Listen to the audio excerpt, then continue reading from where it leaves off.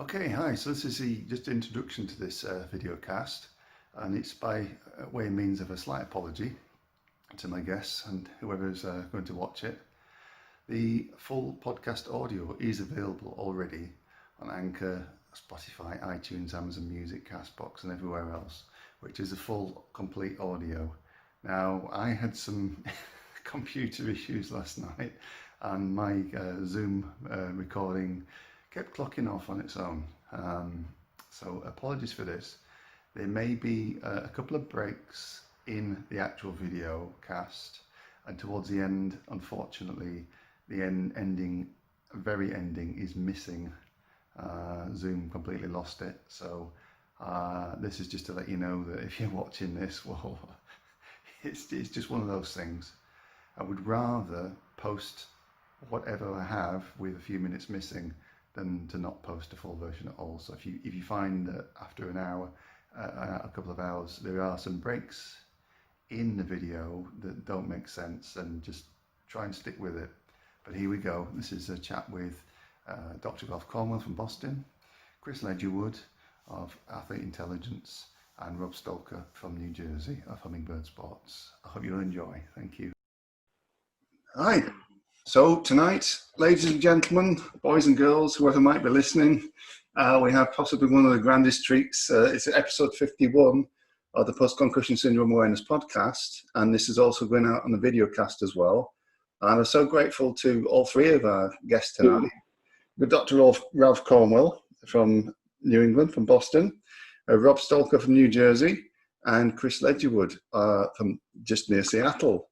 So what's going to happen is this is a new meeting of minds, and it's going to be a fascinating discussion. And Ralph has had some, a little technical difficulty because of the storms up in New England. So he's just joining us by a voice tonight. So good evening, gentlemen. Good evening, Ralph. How are you? Doing well, my friend. Doing well. Good stuff. But just glad to be here. I'm glad you're here too. Good evening, Rob. How are you? I'm great. Thank you for having me on, David. No, thank you for being on. And Chris, you're good? Yeah, fantastic. So glad to be here with this meeting of the minds. Yeah, so you can see we've got like morning, afternoon, evening. We kind of split around like an 8-hour time difference. So just for anybody that's not listened to our previous podcast, Ralph, would you start by telling people a little bit about yourself and what you're doing at the moment and where you're progressing, please? Okay, I'm currently researching how to mitigate the forces during collisions, during sporting events, life activities, car accidents. How can we protect the brain? Mitigate the forces that are placed upon the brain, and that's where my research is going. As of now, we're learning new stuff all the time, but we're still quite a ways away from actually saying, okay, we can protect the brain. Yeah, and I think I'm right in saying from the last conversations we've had, your basic means is into strength training, particularly around the neck and shoulder area, in the means of prevention.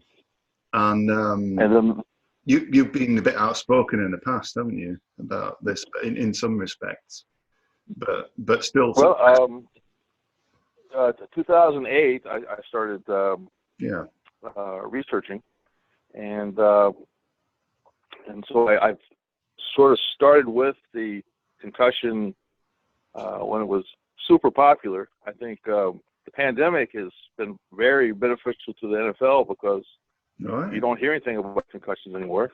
But they will come back once the pandemic is under control. Concussions will come to the forefront once again. And the big thing is, what will we do? Have we progressed at all? I know we're good at watching people concuss, and we're good at possibly managing the concussion after the fact, but we're not very good at anything prior to the episode. And I think that's where we're kind of missing the boat. NIH has recently released money for prevention, and that's it. And it makes sense. But when I first applied for NIH grants, and I would put the word prevention on there, they would just turn it down immediately and go, "Oh, there is no prevention." Yeah. So it didn't exist in their mind. So we can't study it because it doesn't exist. So we've come a long way in that respect. Well, and I want to have maybe a little word with you later about neurogenesis as a means to prevention, because I know you sent me a link the other day, and things like lion's mane and different types of medicinal mushrooms, but you sent me a link regarding ayahuasca as well as a neurogenetic. So maybe we could drop that in later on. Oh, absolutely. I mean, there's I think there's neuroprotectives. Yeah. That we just haven't thought about maybe using those prior to competition or immediately after a concussion. But there's a lot of things. We're just not really looking there though, because it's so not easy, but I guess it's more conceivable to the public to treat. It's like treating like cancer, Yeah. Prevention. You don't, if you could drink something prior to ward off cancer, well, you most certainly would. But if you told the public, there's something you could drink, or there's a nutrient that you could take, and your child would be protected more so. Yeah. Yeah. Neurologically. Well, would they buy into that? Well, I'm not sure. No, unfortunately, I don't think people do, because there are already things like this you can get that can prevent preventatives to cancer, like GCMF in its nebulous form or in the bioculture form. There's Novosol curcumin, resveratrol, different natural things that are, but of course they can't be patented and piecemeal sold. But there are already, in my knowledge, there are preventatives for cancer, but neurogenetic. Yeah, there are. It's just absolutely, but no one will really. You don't really hear about it in the mainstream media. No, you're not gonna. You won't, because it's not a corporate interest. If something's in nature, I mean, GCMAF is in your body anyway, and yes.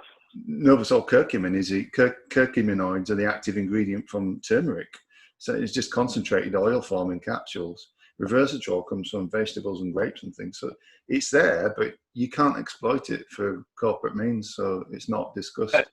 Exactly. If you can't make $1 million on it, yeah, that's it. It's not worthwhile. The people are. That's right. The companies aren't going to go for it. Oh, no. And my protocol doesn't make once we set a school up or a university or an organization up with the protocol, the equipment, the people are trained how to properly train their athletes. Well, we're gone. That's it's a one-time deal. Yeah. It's not something that you come back next year and you change the protocol and you change the machines. It's a one-time thing, and machines are lifetime guaranteed. So it's not like concussion management. There's new things, and every time your child concusses, you must come back and try something else. So there's it's sort of ours fixes, and those don't fix, but they do generate a lot more capital. Yeah.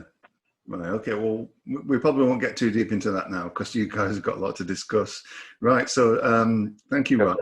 And then moving on to Rob next of all. Rob's done fantastic work, and his book's there. I've yet to read it. I want to read it soon. And we just had there was a little discussion going on about lacrosse before, and like the rules and the markings and the pitch and things. It was like, oh, what you have to deal with over there. So Rob and Chris as well, just jump in when you can. And what do you both think about natural means of prevention?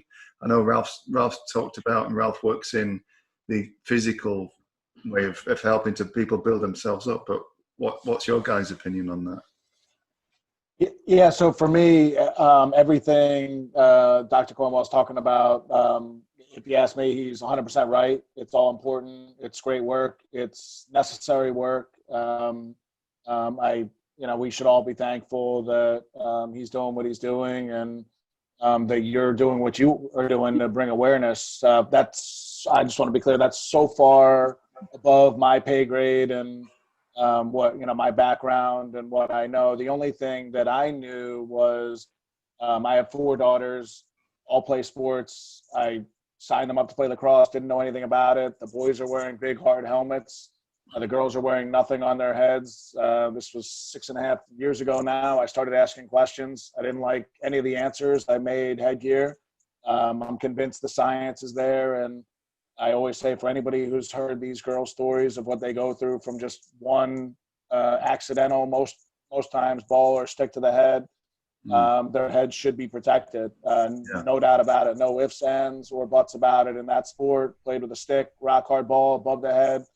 These girls are getting bigger, stronger, faster, more athletic, more aggressive. I love that part of it. All my girls play sports, play everything but lacrosse. But lacrosse is a great game. I love the game. I hate every time I get an email from a girl or a family that says, we found you, this is what happened to our daughter on the field. It makes me cringe. Yeah, and I think you've been quite humble there. I mean, we've all, each of the 4 of us. I mean, you guys have serious expertise. I'm just doing this because I have to do it, and it's just developed. But I think you've got to appreciate that each of us has a very, very different set of skills and talents and a mindset, which you can all contribute something towards a common cause, and that was the main reason for wanting this discussion to happen. I think I couldn't believe that the females weren't wearing helmets, and I would always ask that. At West Point, they have a very good men's team and they have a very good women's team. The men's team was outfitted to the hilt with pads, every pad you could think of, and the women, if they were lucky, they got out a pair of goggles. Same ball, same stick, same game, but I would go, so why don't the girls wear helmets? Oh, no, they're girls. They don't need to. And that was the answer I got. So I'm so glad that you addressed that problem, because apparently, you have to have girls playing sports that are very important to you in order to get a helmet, which is sad, but I'm so glad that you developed that technology, because I don't think anyone was thinking about it. It's the same thing with field hockey. Women, they wear these little goggles, but you have these huge sticks. The ball is hard as a rock, but no helmets. So I'm not sure where that thinking started. Maybe you know more than I do about this. But why would you not outfit the men and the women equally when the sport is basically the same?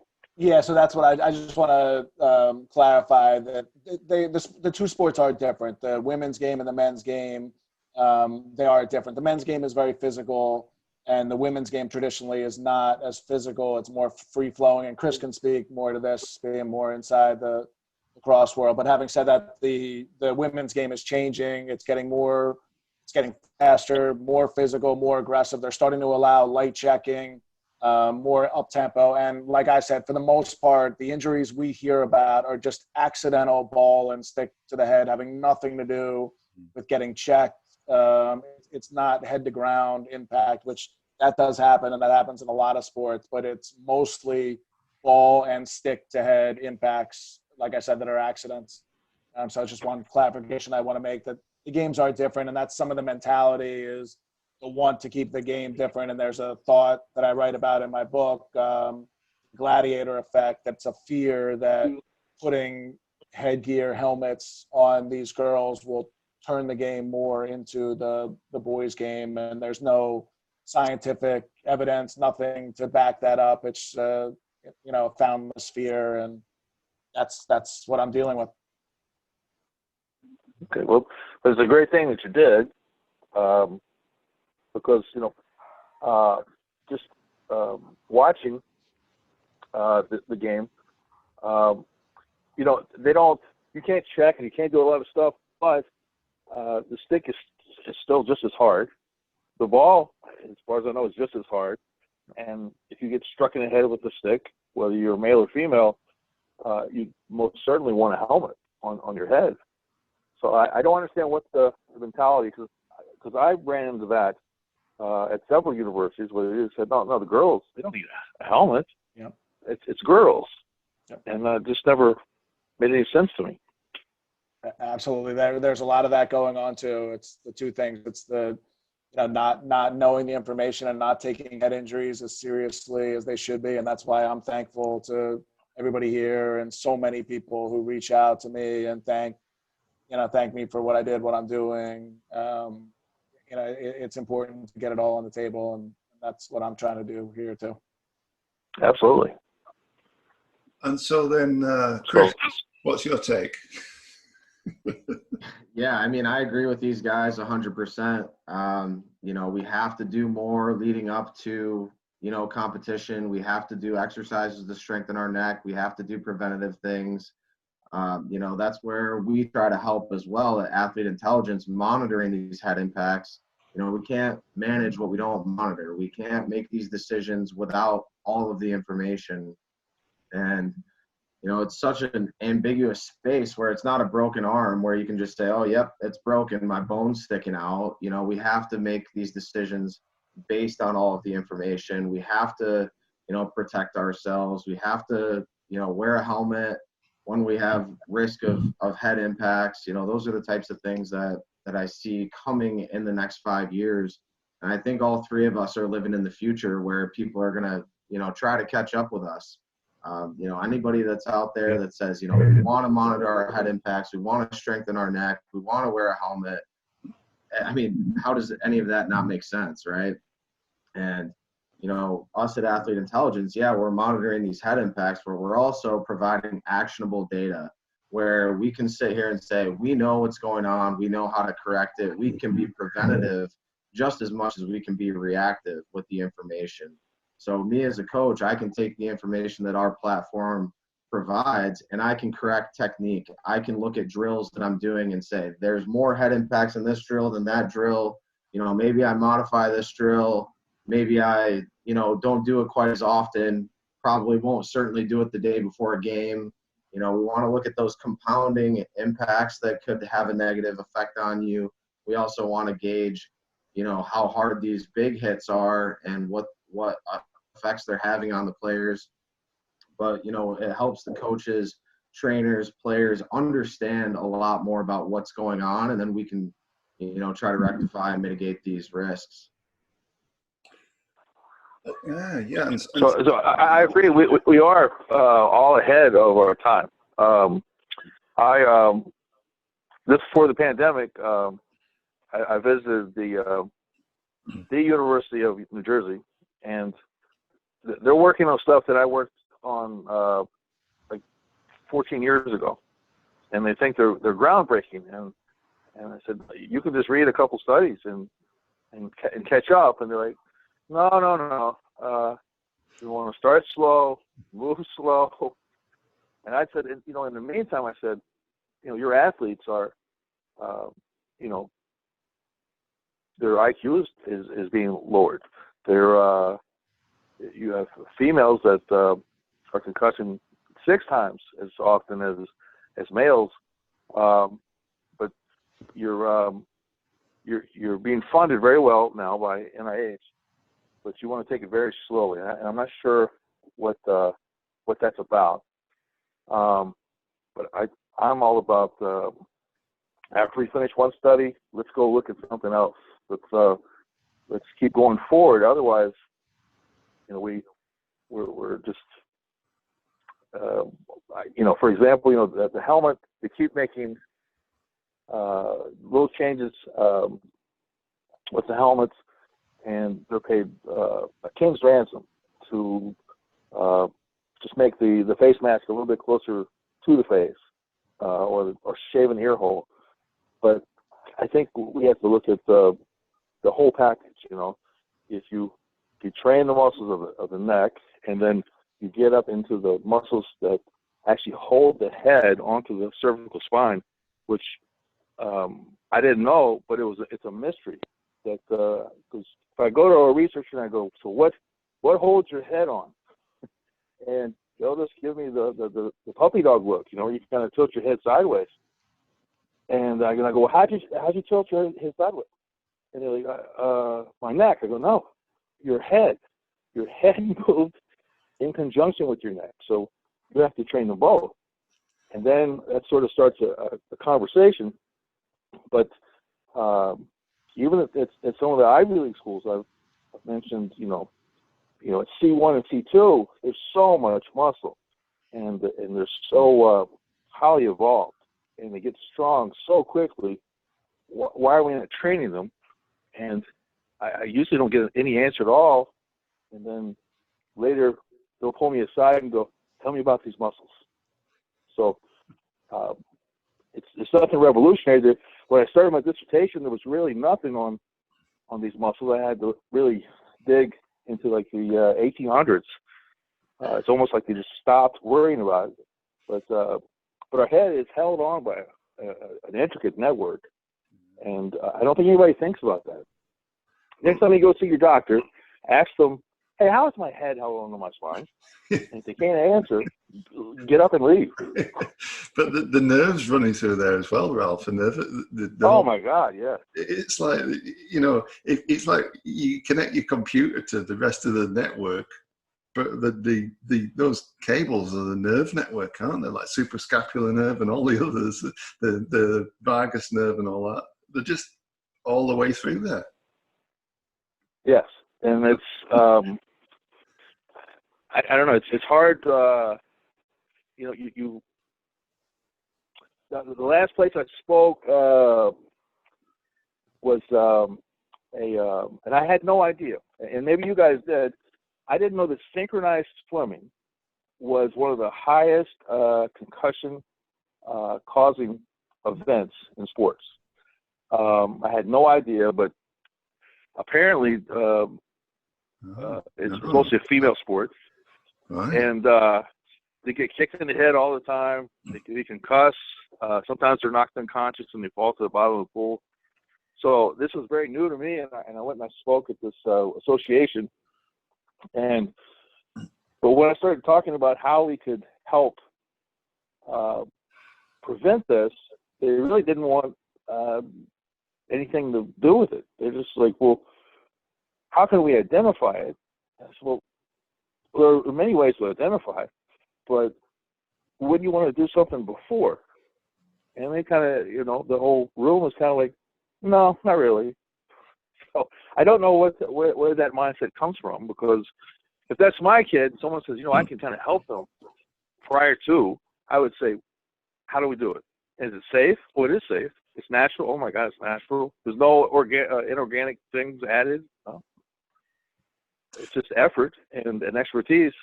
Yeah. I'd be all for it, but it's not. It's a hard sell. I don't know why it is, but it's a very hard sell. That for me and the girls lacrosse headgear, Dr. Cornwall, that, you know, kind of makes me think there's a few different ways that headgear is getting on girls. One is people are mandating. So the state of Florida High School Athletic Association mandated that all girls at the high school level are going to wear, and then different programs are mandating after they had a number of girls suffer. But then another way that girls are starting to wear, and I hear this from coaches all the time, is coaches saying, I had a girl that just suffered her second concussion, and we think it's best if she wears your headgear. That's why we're going to get it on her head. And my answer always is, I get it, but why wait till everybody gets to? Sometimes you say she had a third or she had a fourth, and it's now we think it's the time to put headgear on. And my answer always is, why don't you get it on all the other girls before? Everyone matters. Every single one matters. Why is this an afterthought, like that? So it just reminded me of that. And I deal with that also, that kind of looking the other way on it, which I think in a lot of ways it's just easier to look the other way, or to say, I'm not dealing with that. It's not my problem, not my business. And it takes forward thinking people to stand up and say, not one more if I can do anything about it on my watch.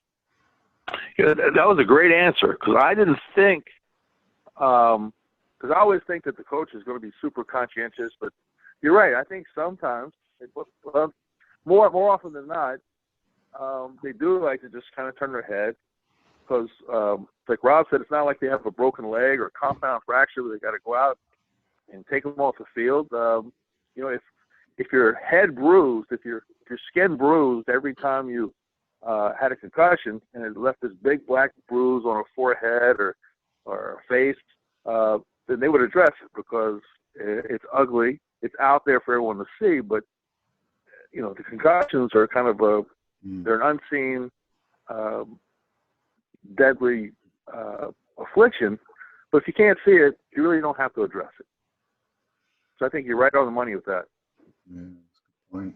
Yeah, it's tough when all three of us are working in a space to become an industry standard. I believe that parents and players want to, implement head impact monitoring. Not every trainer or coach feels the same way. The helmet, the prevention, those are all aspects that I believe should be an industry standard. It doesn't necessarily need to be mandated in some instances. It's not a mandate to, do ladder drills, but every coach pretty much does ladder drills. And if you look at back in college football, nobody used to lift. There was no lifting program. There was no strength coach. And I think the University of Nebraska was the first ones to do it. And they had lost to Oklahoma. They got absolutely smoked one year. This guy came in, he said, I think that these guys need to start lifting. All these coaches thought that it was going to slow these players down. It wasn't going to positively impact their performance and all that. They went the next year and they beat Oklahoma, I think, by like 50 or 60 points. And everybody started to say, whoa, we need to start lifting. It's one of those things that we kind of got to break through that glass ceiling, and people need to see that the value that it brings and how great it is. And then it's just going to be an industry standard. It's not going to need a mandate from any governing body. It's going to be common sense. But you know what? I'm sorry. No, I was just going to say real quick, one of the things that we hear all the time, I think just about every program that I've ever talked to, what they're going to say is the safety of our players is our number one priority. Across the board, the safety of our players is our number one priority. The safety of our players is our number one priority. They want to say that. It's the company line looking in the camera and saying, that's our number one priority. And I'm saying it over and over again because that is just the standard of what they say. My answer always is that it's not, because what else is important? I have 4 daughters who play every sport there is. Like I said, I understand they hurt their leg, they hurt their arm. My daughter broke her elbow last year. I know that's part of playing, part of the physicality. We're talking about the head. What else matters than that? And if we're talking about safety, if that really is your priority, then put head injuries, protection, monitoring, the science. Let's put that all on the table, and that's what, unfortunately, I think we're all saying not everybody's doing right now. Yeah, I think if you go to Texas high school football is it's comparable to large college football as far as facilities. And I would go into these facilities and there would be 60 racks, to do the squats and bench and whatever else. And I would go, so where's the head and neck area? And they're like, what do you mean? I said, well, you said this guy can bench 500 pounds. He runs a 4.5 40. He is a can't miss, but his the width of his shoulders based on the width of his neck is just it's so disproportionate. Aren't you afraid that he's going to the worst case scenario, break his neck or concussed, because he's going to be able to generate an enormous amount of force, but he hasn't protected the most important thing, the brain, the CPU. If that doesn't work, it doesn't matter how fast you are. And sometimes you can get to the coach by saying, coach, he's not going to save your job if he's standing next to you, saying, you know, I don't remember who I am. If he's out on the field, he's being productive, then you're going to sign that next contract, and you're going to, and sometimes you can reach them that way. But you're right, they do go. I would say every program goes, number one is the safety and well-being of our players. And then they say it, but it's really just lip service because they don't implement anything. And instead of programs increasing, head and neck programs, as these older strength coaches are retiring, at Michigan State just last year, I don't even think they have a head and neck program anymore because the strength coach retired.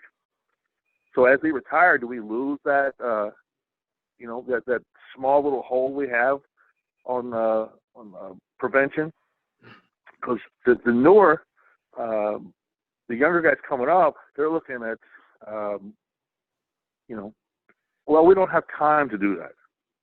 And my thing is, well, you don't have time not to do that because once you have an athlete that breaks their neck, and how do you live with that, knowing that you could have in some way either lessened that injury or prevented it? But this new generation is not really grabbing onto it either. So I think all three of us have a lot of area we have to cover or convince or mandate, but sometimes if it's not mandated, it's not going to get done.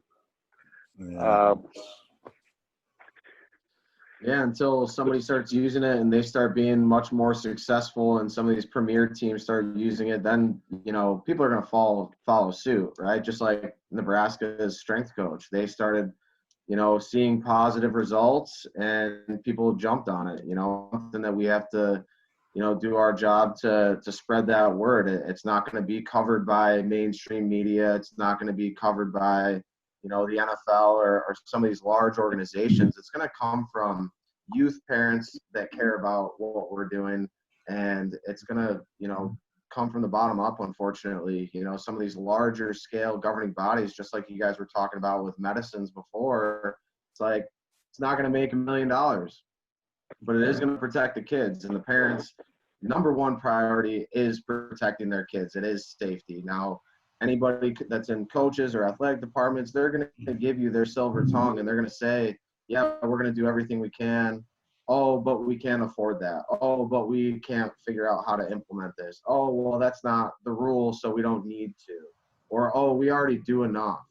Well, the parents, they're going to do everything in their power. So that's where the power in this change comes from, is getting on the front lines, talking to real people with kids that, maybe it's not the guy that is 225, 6'3", and runs a 4.5 40 or whatever it is. It's the kid, Johnny, that's not going to play in college, that their parents want them to have fun playing sports, but he may not ever take it anywhere besides high school sports. And we don't want to see those negative effects throughout the rest of his life because some hard-headed coach didn't want to do prevention or wear a helmet or monitor what's going on and make decisions based on all the information that we have. They're trying to say, well, baseline testing is enough, or this is enough, or that is enough. I always like to say, if the only tool you have is a hammer, everything starts to look like a nail. So we've got to use all the tools in our tool belt. We've got to utilize all the resources that we have. And we can truthfully say, yes, I am doing everything that I can for my program, and I can wholeheartedly say that for mine. Yeah, that's great. One of the barriers also that I don't know if you've seen and dealt with is the concern of the participation numbers. It obviously happened with football. The more that it got out that there was a correlation behind, sustaining those injuries and long-term effects, that the participation went down. And I know with U.S. lacrosse, that is a fear that you mandate headgear for these girls and maybe the participation numbers go down. My answer always is I don't think that that's the case at all. But even if it was, two things. One is just the fact that you're talking about it, you're not prioritizing safety like you said you would. You're prioritizing the participation numbers, and that doesn't, that's not the way, to me, that the safety first should be our biggest concern. And so if that is the case, that somehow the participation numbers even go down, you're just making it a safer sport that's a better sport, and then you pick it back up from there. This is our game going forward. And as far as headgear goes, other sports went through it too. I always talk about the NHL went through it, and a lot of players who played for a long time were saying, I won't play with a helmet on. And so you lost some of those players on some levels, on, whether it's a league that somebody's playing in that somebody said everybody's got to wear a helmet. I'm sure some of those players were like, then I'm not playing, I'm done with it. And that's a small step back to now. It would be ridiculous for anybody to show up to a hockey rink to play ice hockey without wearing a helmet. There's almost like a collective denial, isn't there? Even still now. Yes, it is.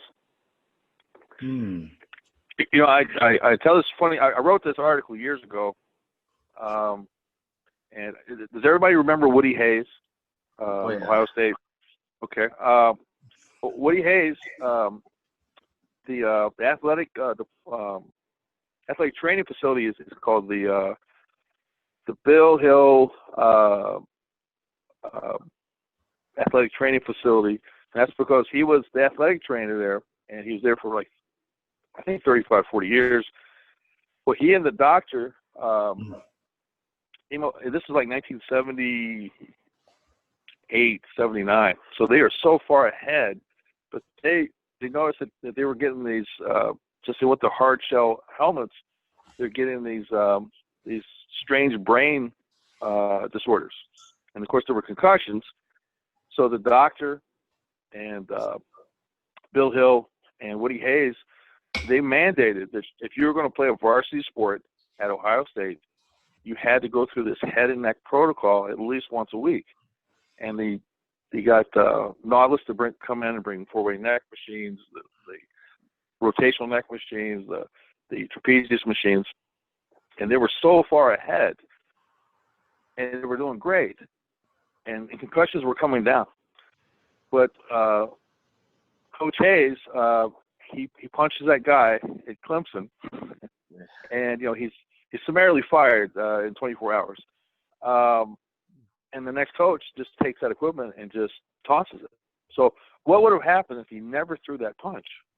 That's what I posed in the article. If that's the punch that changed concussions in a bad way, because if as successful as Ohio State is, Robbie, you're completely right. People are going to copy, but this was he was so far ahead, but once he throws that punch, everything's literally out the window. Mm-hmm. So that's a kind of a anecdotal story, but if he doesn't hit that guy from Clemson, we probably don't have as big a problem as we do now with concussions. Oh, wow, that's tough. So little tiny things can reverberate in the big ways. Like a butterfly flapping its wings in Tokyo, Ralph.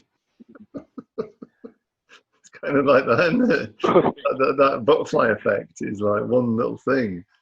So. Oh yeah, that's right. Crazy. So are we going to get onto the subject of chronic traumatic encephalopathy, CTE, or is that in any of your areas of knowledge and experience or expertise as well, or is that a bit too far right now? No, I just have experience with my own post concussive syndrome. Not really too privy on CTE. I've seen some documentaries, the Aaron Hernandez thing, Junior Seau, some of those guys that we've seen, play at a high level and done some study on that, but that's kind of the extent of my knowledge on that topic. Yeah, I've heard many different reasons and different expressions of how it comes about, some from different angles from the sporting world, and they've all literally naturally come from North America. We don't have many cases in England. In England, we do have a sport called rugby, rugby league and rugby union, where there's absolutely no protection. These men are just wild animals that charge each other and have Yes. multiple concussions, and they're just like they're battered to death. You know, they batter each other to death, and there's never any suggestion of discussing how it goes wrong or anything. And I know that. Sorry. I was going to say, you're talking about rugby. Rugby. They're some of my bigger followers, because the university sends me a list of everyone who has read something. Yeah. I guess to keep you up with, are you still viable and trendy on social media? Mm-hmm. I have thousands of these rugby clubs that have read my stuff, and I hope they're implementing it, because they need it as much as, or even more so than they're NFL, because there's no help. No, they're just and there's some tale. Well, we don't. It's not as well publicised here, but there's some tales of ex-rugby players, and they get to a point where they get even into like their late 30s, early 40s, and they've already lost it, Ralph.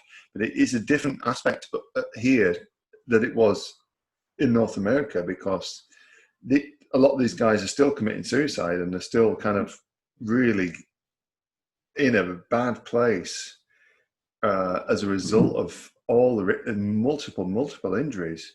But it just gets like swept under the carpet and put away, and it's like here in the UK we're very good at that. Generally, we're good at ignoring the big problems and denying that they even exist. So I don't know. I don't think you have much rugby in North America. You don't really need it.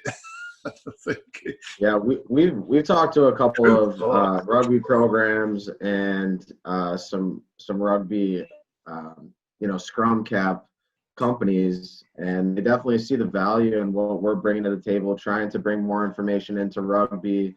We're putting a pocket into a rugby scrum cap so that they can monitor those head impacts. That's the great thing about what we're doing, is we have a sensor that can go on a headband, a hairband, Right. Women's lacrosse, goggles, or like Rob's helmet, and make a smart helmet. We've talked to countless helmet manufacturers. So, bringing this information to everybody that's playing these impact sports is so important. Yeah, there's literally nothing here, and I get on the Twitter account, Post Concussion Syndrome Awareness, I get like tweets off of solicitors and people in the UK, and they're only just coming round to the situation. And I'm saying, well, it only came to light here in 2010 after the World Cup. There was some little bit of media pressure around it, but 10 years on, still hardly nothing has changed. And it is literally night and day to where you are in North America. So I just thought I'd mention the rugby thing, because if there's anybody listening in the UK, they might want to engage in this podcast and the conversation as well, and say, well, hang on a minute, if that's our children or whatever. And, soccer, you guys call it football, but, same sport. We don't have NFL either. Sorry. That is big, in the UK. That's big in Europe and Germany. Yeah. It's a big. But there's a syndrome that's starting to appear, and the pandemic has started just covered everything up. But there's a researcher that I collaborate with, and she's looking at these football players that are dropping dead, whether like they're sitting at their dinner table and they have a brain aneurysm and they just drop dead. There was a really famous guy. I'm not a UK football guy, but there was a guy in the UK who dropped dead on the street, and he was like a national treasure. They did an autopsy, and they sort of just said, well, he did hit the ball quite a bit, and he was actually known for that. So so I guess once we open things back up, this will come back to the forefront. But Right now, everything's kind of just slowed. But people are, soccer's still being played, football's still being played. Yeah. But that's about as deep as we ever get into it, Ralph. Here, we see a story in the media like this: such football player, has died and the result of injuries. And everybody's like, "Oh, it's really terrible." And then the week after, it's like, "Right, just carry on." So there's a massive state of denial here. It's simply based on, in my opinion, it's based on lack of awareness and even some kind of general ignorance around what actually constitutes what people's ideas of head injury, brain injury, mild traumatic brain injury, post concussion syndrome is, because I've been battling it here since 2006, and absolutely almost that much has changed in that time. Literally this much, kind of a cat's cock hair has changed in that time. It's so fucking, the lack of advancement is just appalling. But that's why, I always challenge these people and say, well, if you look to North America, there's some good people doing some tremendous things, and it's all scientifically based and so on. And they're like, it's, do you know, like cognitive dissonance? Mm-hmm. The basic cognitive dissonance. It's like, we don't want to know.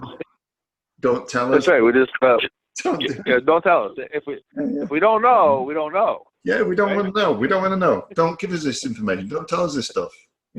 Keep away from us.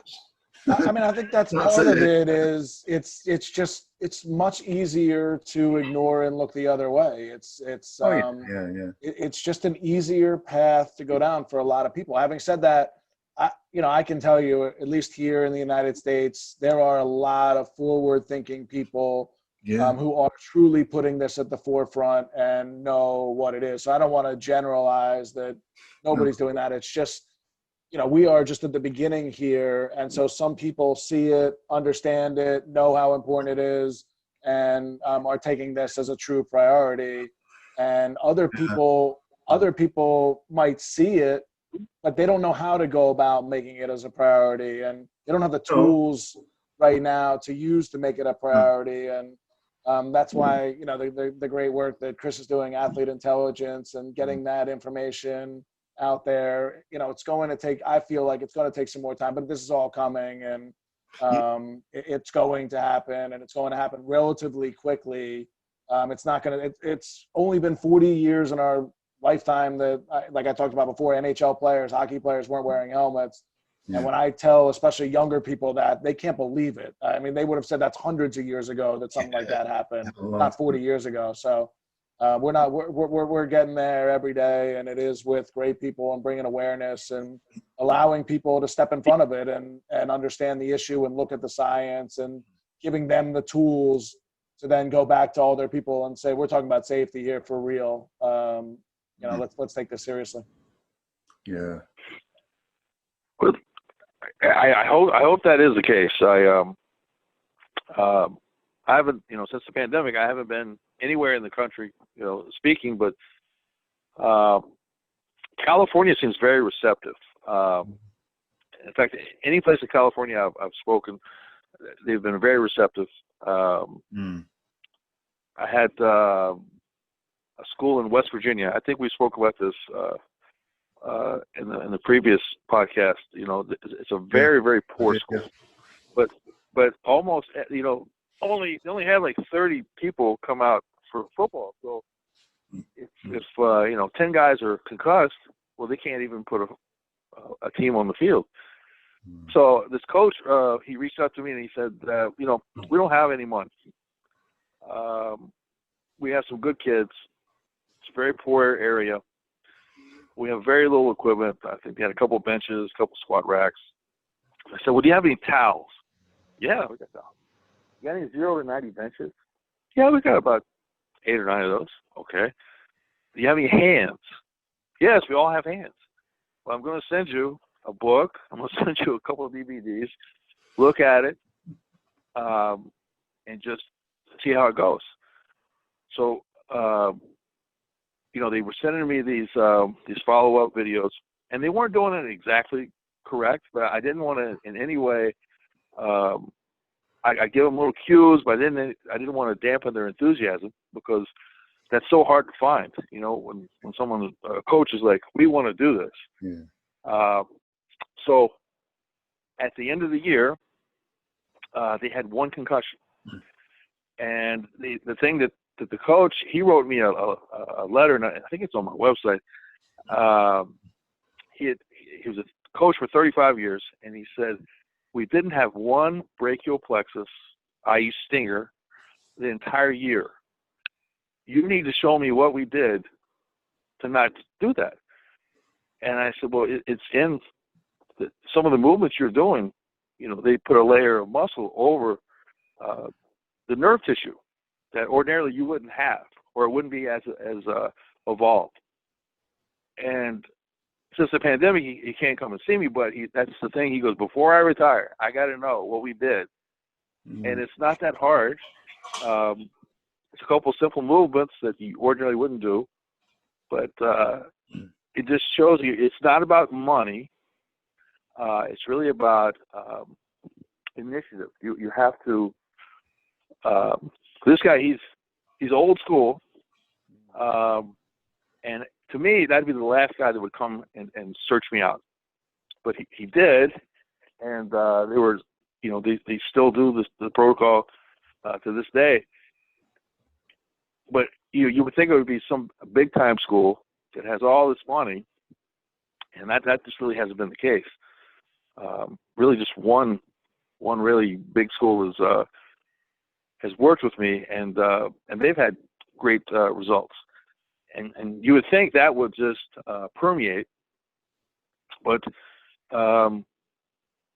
it just doesn't. I guess the guy who the PR guy at the NFL told me, he said, "Come back and see us in 10 years." He said, "You're 10 years too far ahead. Come back and see us in 10 years, and we'll talk." And well, it goes to show you who really cares. You know, it's the small town coach, you know, small school, lower income area, and we see that every day at Athlete Intelligence. You know, we work with schools that have 60% of their student bodies on free school lunches. You know, they have trouble with funding, this, that, and the third, but they're the first ones to say safety is number one for us in our small community, that everybody knows everybody, and we're going to do the best that we can. You know, these big time schools, I mean, half the time the administrators don't even know who the players are. You know, and it's a sad commentary, though, isn't it? I mean, the most affluent of us who could afford anything, sort of, like we were saying, just want to look the other way. They're afraid of some sort of lawsuit. And, of course, the guy in West Virginia, I said, you know, you have liability insurance? He goes, we're all poor here. Who are we going to sue? So I guess maybe that's a factor, but it is going to be grassroots. It's not going to come from big organizations. You know, even the helmet standards, what's it called? NOCSA. Okay. Yeah. Yes, and so I did research on them, and I wanted to know who funds them and who were their biggest contributors, because they're nonprofit, and their biggest contributors are Rydell, Schutt, and one other helmet. So the helmet conglomerate is telling the standards people what are the standards. So really, when you get a 5-star rating, is it because that Rydell gave more money than Schutt that time? You know, so we don't really have an outside body that's independent, that has no skin in the game other than to rate a helmet based on its merits and not on how much you contribute. But it shocked me that this was not. I thought it was an independent body that worked on its own. You know, it was untouchable. But when I went for a visit there, it really is anything but. I've been in some of those meetings. For the girls lacrosse headgear was ASTM, who created a standard with US lacrosse, and I've been in a lot of those NOXI meetings too. And it basically works that whoever's running the meeting says who wants to sign up to redo the standard or look at the standard. And my first meeting, I'll never forget it. All these people were, I won't say fighting with each other over it, but hands went in the air. And I kind of looked at my friend who I was there with and said, why are all these people volunteering? And I'm all for volunteering, but these people are jumping at the chance to rewrite a standard. And it didn't take me long before I realized those are the helmet manufacturers, those are the helmet makers. They want to sign up for it because they want to be involved in what's being made and what they can make, and that's a business there. Exactly, and it really shouldn't. Yeah. It should be some outside body that has no monetary reason other than to ensure that the helmet is top notch. It's the best, and if it's rated 5 stars, then it really is 5 stars because having worked at Virginia Tech for a while, and they're sort of the helmet testers of the world. I don't know how much. I'm trying to say this tactfully. Oh no, spit it out. Is it how much donation a company donated to the department? I looked up, when you donate a grant to NIH, you get this number issued to your company or an individual or foundation. So I noticed there was an enormous amount of money donated to a project that was being conducted at the university.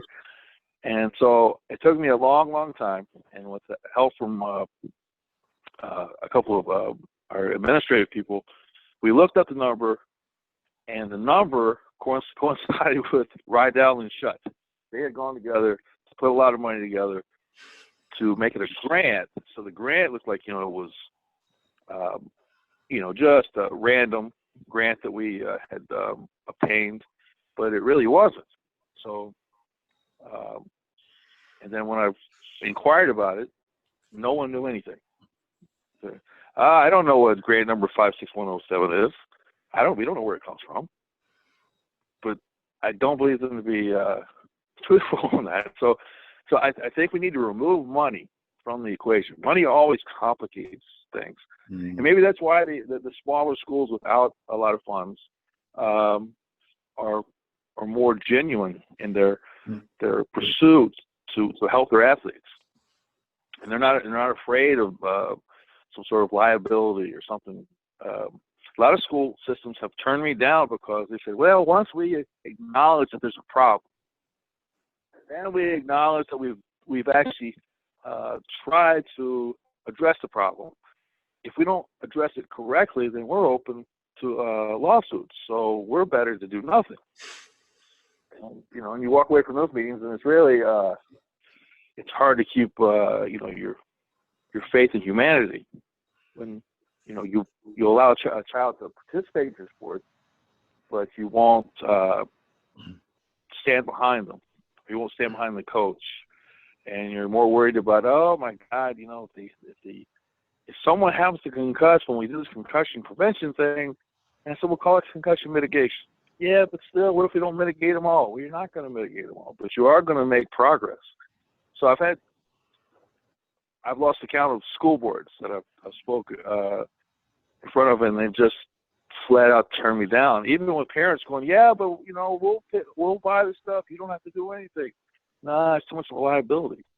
We need to remove that and put the child's interest ahead of everything. So I'm glad you guys are in this too, because sometimes it's a daunting task. Definitely. Yeah. Why wear a seatbelt? Right. Why wear a seatbelt? It's not going to save you every time. Just don't wear it. It's not going to help me every time I get in the car. So why wear it? That's the kind of thought process. That's what came to mind for me. You know, how can you sit there? I mean, maybe it's just easier to say because you don't know the kid. It's not your kid. You know, you're worried about yourself, and that selfish type of behavior, you know, doesn't fly in the small community level, right? You're a small community. You want to say, I'm doing everything for my program. Well, they're gonna hold you to the fire on that. And, you know, you've got to be truthful, and your word goes a long way, and everybody knows you. But when you can hide behind, you know, your brick walls and your big universities and hide behind your lawyers or whatever, then, you know, maybe that's your prerogative. But you know, just like you said, that's why the grassroots method is working so well with some of these things, because the parents are the ones that are going to drive this. The community members are the ones that are going to drive this. You know, I just talked to National Amateur Sports in North Carolina, and they facilitate programs with going out to community businesses and raising money for, you know, digital media type things that they're helping with, you know, promoting some advertising that can go directly back to the school. It's not going back to, you know, Channel 13 news that's throwing up the highlights or throwing up the Friday night game and gaining all of that commercialization. They're really taking it right back to the grassroots and saying, let's film this for the school. They can put it up on their own platform. They can get the advertising dollars from that. And then we can start to fund some of these things that the team needs. And, you know, they were super excited to talk to us about implementing something around head health safety. And I think that's the way to go. You know, these small town programs are gonna jump on the opportunity to do the best by their kids, and they want to provide an equal opportunity. You know, it's not just the richest school in the district or what have you. They're collaborating as a district and providing it to everyone. One of the sorry, I was just going to say the small town. I have seen that too and experienced that. For me, in this lacrosse headgear world, it's the people. Maybe this is true about everything. It's the people who are affected by it, who are the first people to stand up and want to do something about it. And so it's the girls and their families who have been through it years and years and years later, just one ball to the head. They want to do something about it. And there's athletic directors who reach out. I got an email a couple months ago from one who said 12 of his 34 girls in this program last year suffered head injuries. And he basically said, I'm sick of it. I'm going to mandate for all. So that's somebody who experienced it, who got close to his girls, that small town, small community thing, sees the impact of what it did for some of those girls, what it still does for some of those girls. And that's what gets them intent. I would just say that if you ask me, athletic directors, that's what their job is. If you're going to stand up, just like I said before, if you're going to stand up and say safety first, safety first, safety first, then mean it. And that's your job. I'm looking for somebody to stand up and say participation numbers are first, then safety is second. Okay, stand behind that quote and let's have that conversation. Nobody does that. Nobody's going to do that. It is safety first. So your job is to mean it, do something about it, take it seriously. Otherwise, don't say safety first. For sure. And maybe we need to call these people, you know, when they stand up and they, you know, call them on their bluff. You know, like, you know, we're doing everything humanly possible. I remember when a kid broke his neck at Rutgers, and you know, the coach's response was, these things are just going to happen. They can't be, you know, you can't pick out this kid and go, yeah, he's going to break his neck. Well, if you looked at him, he showed all the signs. He had an enormous body and a head like a golf tee. So something, you know, the weak link is going to snap. You know, the laws of disproportionality come in, and you know, he was athletic in every way, but from the shoulders up. So to me, that stuck out like a sore thumb.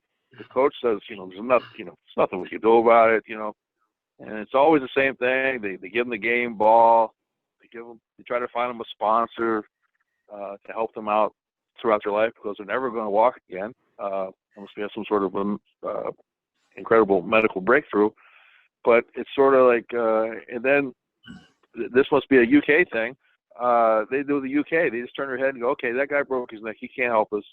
Let's move on. And that's where I guess I get disheartened or disenchanted with this thing, because I guess I've been doing it so long.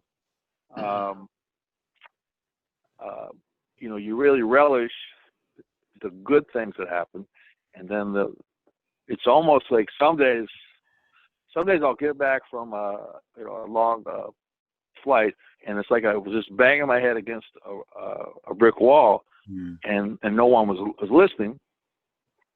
My thing now, I use your analogy about the seatbelt, which is, you know, perfectly logical, and people sort of get that. But the last time I was on the West Coast, but it was I think it was in Oregon, and it was a large venue, and it was a long flight, and I said, "How many people are in this room, roughly?" And the gentleman who had organized this, he said, "There's roughly 2,000 people here." And I said, "Great." I said, "If just one person understands and initiates something positive from what I've told you, I'm good with it. The rest of you guys, maybe you learn from that person, but you have to have a sense of urgency. If it's your child, you have to have a sense of urgency, and you want to know, you know, what can I do?" And the old thing is, you know, I've had several parents say, you know, I just spent $3,000 on a helmet. Now, if that doesn't protect them, I don't know what is. And I'm like, you know, you're not getting it. Just a small piece to the puzzle. Yep. Yes. It's like for me, it's like a microcosmic thing. I think we're talking about is like things working on the small level that we're all involved with, all of three of you as professionals, and dealing with this. And I've done it in my own way, but it's like if we deal with this on that level, it will eventually start to spread outwards. And that's what I've seen, because I've been doing this since like 2008 or whatever it was. So it's like eventually, and you've been doing it longer, Ralph, but eventually like the ripples in the pond, they spread outwards. You just have to be very patient, I think. Absolutely. Yeah. That's Dave, for all of us, what we're doing, it's going to happen. Every girls lacrosse player at some point is going to wear head protection. No doubt about it. It's going to happen. For, you know, what Chris is doing, the monitoring, you know, it's going to happen. We're going to understand more because of Chris's great work in monitoring. We're just starting here. And so some of this is just the natural progression. It's just, obviously, you know, the faster we can get things done, then that means less injuries, less. Yeah, I know. All that we know happens. And I'm so passionate about this. If there's any way that I can help any of you to kind of spread this word, and I will, you know, I'll put this video cast and podcast as far and wide as I can, but I'll make it available for you to share. But it does need to be, the discussion needs to be out there more and more. And that, you know, I'm trying to work on several different levels, because I work with ordinary day-to-day survivors and people like yourselves, like professionals and other sports people and people in all kinds of walks of life. So if there's anything I can do to assist, then, you know, please just call on me. But I think it is important that we start at such a microcosmic level to get to the wider space, the wider area of awareness. And sometimes it only takes a little breakthrough. Like, I tell you, when I started, my intention was to create a worldwide network of community groups with concussion and so on. And back in the late 20noughties, we started that, and then there was a group in Holland and Denmark that spread on from that. They were far more educated than I was, and they went on national TV, and they took the cause based on, they'd seen what I did, the VORP, Virtual Online Recovery Program. They took that, and then they did it on a different level. Next thing you know, they're on TV. I was like, I couldn't do that. But these were guys with like degrees and diplomas and kind of all kinds of qualifications. But then they joined, and then it spread. It's just spread and spread and spread. So going from like 2006 to now, and now a lot more people are having these conversations. It's just, in my mind, it's just fantastic. I could have never imagined this would happen, that I'd be sat here with the three of you doing this. It blows my mind. It really does. So thank you. Yeah, it's great. It's great to be able to provide people with a little bit of perspective from all of our situations. You know, Rob is making a significant difference in girls and women's lacrosse by introducing headgear, right? That's a huge difference where, you know, some people, like Ralph was saying, you know, oh, we're gonna buy this super expensive helmet. Well, it's only like 1% better than the last one you had. You know, you're not really making that big of a difference. You know, maybe it helps for sure. Yeah, I'm all about helping, but if you're willing to help by 1% by buying a little bit better helmet, well, then why aren't we learning more about the whole entire situation? You know, why aren't we doing preventative drills? Why aren't we doing cognitive drills like I do in my practices? I do cognitive drills. I do peripheral vision drills. Everybody's looking at their phones, their tablets, their laptops, their Xbox. Way too often, we're seeing much more car accidents now than we ever have. Peripheral vision is depleting, and we need to do exercises to combat that. You know, we do all of those things. We do balance exercises. We do the neck strengthening exercises. That's my part in it. And then we take, you know, something that's very complex with the athlete intelligence in our platform, where a lot of other people in the past have spit out raw data. I'm not, you know, that's way above my pay grade. I can't digest, you know, raw data. I'm just a high school coach, you know what I mean? So being able to take something that's very complex and make it digestible to the common human, right? Just the average Joe, the coach, the parent, the kid, you know, then we can say, all right, now what are we doing? We're strengthening this because of that. We're working on peripheral vision because of that. We're wearing a helmet because we want to protect our head. You know, we want to remove our head from unnecessary contact. We want to track how many impacts and at what level those impacts are coming, that we can understand more about this. You know, this is something that, you know, collaborative effort between everybody that's in this space to say, hey, we're all on the same page. This needs to be addressed. Listen. Well, so, you know, Rob, you're actually on the cutting edge, because what you just said is actually going to become a new study, just based on, and I didn't have much faith in it initially, but we were able to back it up with data. If you just you worked on peripheral vision, which you're right, it has diminished since we've gone to the technological texting age.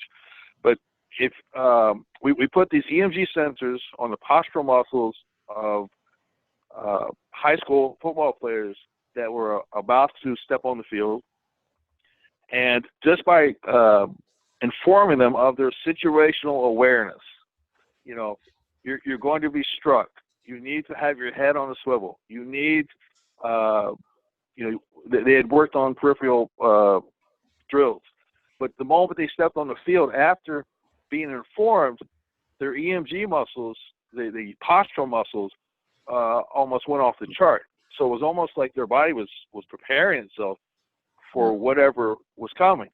Now, you would think that would just be human nature or intuitive, but we just assumed it, and it wasn't. So, you know, making sure the athlete is aware of what's, you know, you might just think that they know, but by, you know, they're adolescents, and you inform them, and it absolutely changes their physiology. It's that spatial awareness and that peripheral vision that I talk to my players about constantly. You know, being able to brace yourself for contact. And I always hear people say, oh, well, this quarterback in the NFL, he has, you know, great pocket presence. He can feel the pressure coming from the blind side. Well, that's not the case. He saw a micro movement out of the corner of his eye from the D end coming from his blind side. And his instinctual, reaction was to get away from that fight or flight. Now, if he didn't recognize that micro movement out of the corner of his eye, he doesn't roll out of the pocket, and he takes one just like, Lawrence Taylor got, he's going to crack your leg right in half, or he's going to hit you right in the head, or, like one of these guys from the Raiders back in the day, he's going to come and he's going to swing a fist right at your face, and he's going to break your jaw like he did Joe Namath back then. I'll have to Google those later on.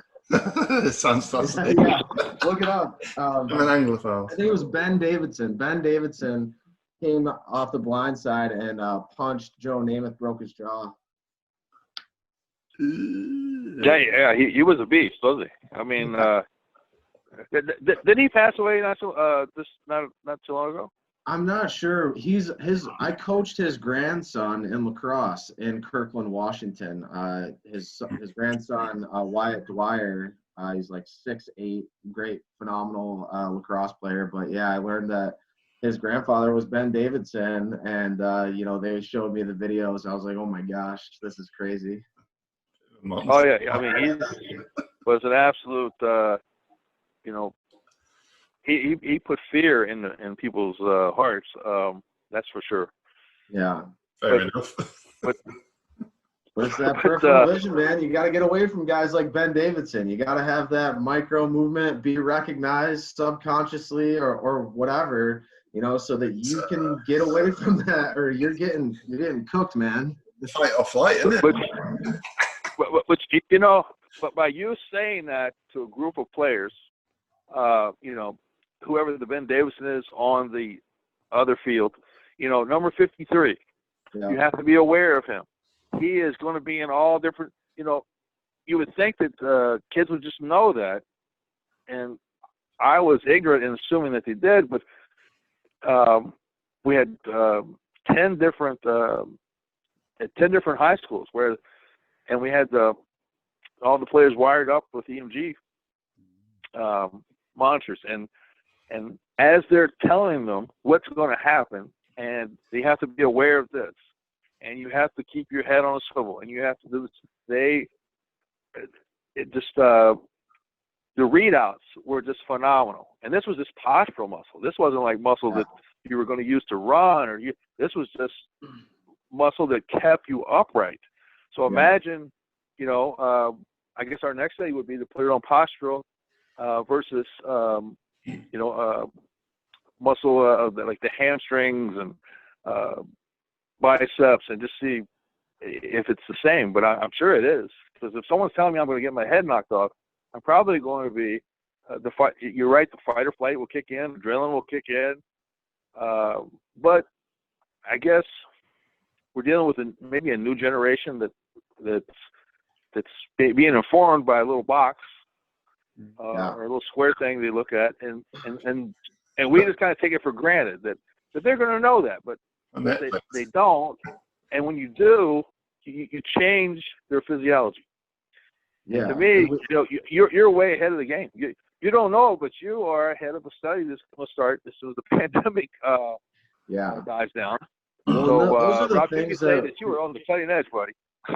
Yeah, well, I appreciate that. And those are the things that we want to provide to coaches through Athlete Intelligence's platform, is identify these players that are taking more head impacts and make them do more peripheral vision and postural exercises than everybody else. We want to be able to do more of the stuff that you're talking about, Ralph, but also these, peripheral vision and postural techniques, because the posture is being affected just the same way the peripheral vision is. Because how do we look at our phone? Do we sit upright with our hands like this in front of our face? No, we crouch down and we look down. And now the kid has his chin on his chest when he's playing. His posture's not right. His head's not up on a swivel. We've got to combat the, peripheral vision just as much as the postural aspect of it, because they've got to see things that are going on. And then I add in to these postural and peripheral vision drills cognition. I'm throwing them balls and they're catching them and shooting, and I'm saying, 3 + 3, 5 × 2, simple math problems, but that gets their mind working. And then Mhm. that in game, it helps them slow things down. These kids get into a game now and it's moving so fast paced. You can tell the kids that are playing Fortnite all night on Saturdays, and the kids that are looking at their phone too much, and the kids that are doing this and that.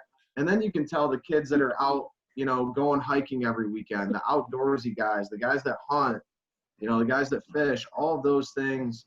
And we're being crippled by these devices, and we really have to do our job to combat that.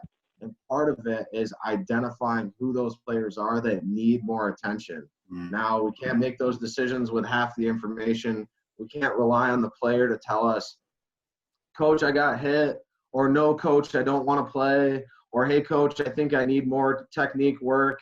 It's never going to happen. We have to be the managers of this situation. We have to monitor it, we have to manage it, and we have to be the adults in the situation to say, hey, we're going to step in and intervene to do everything that we can to help this player be safe out on the field.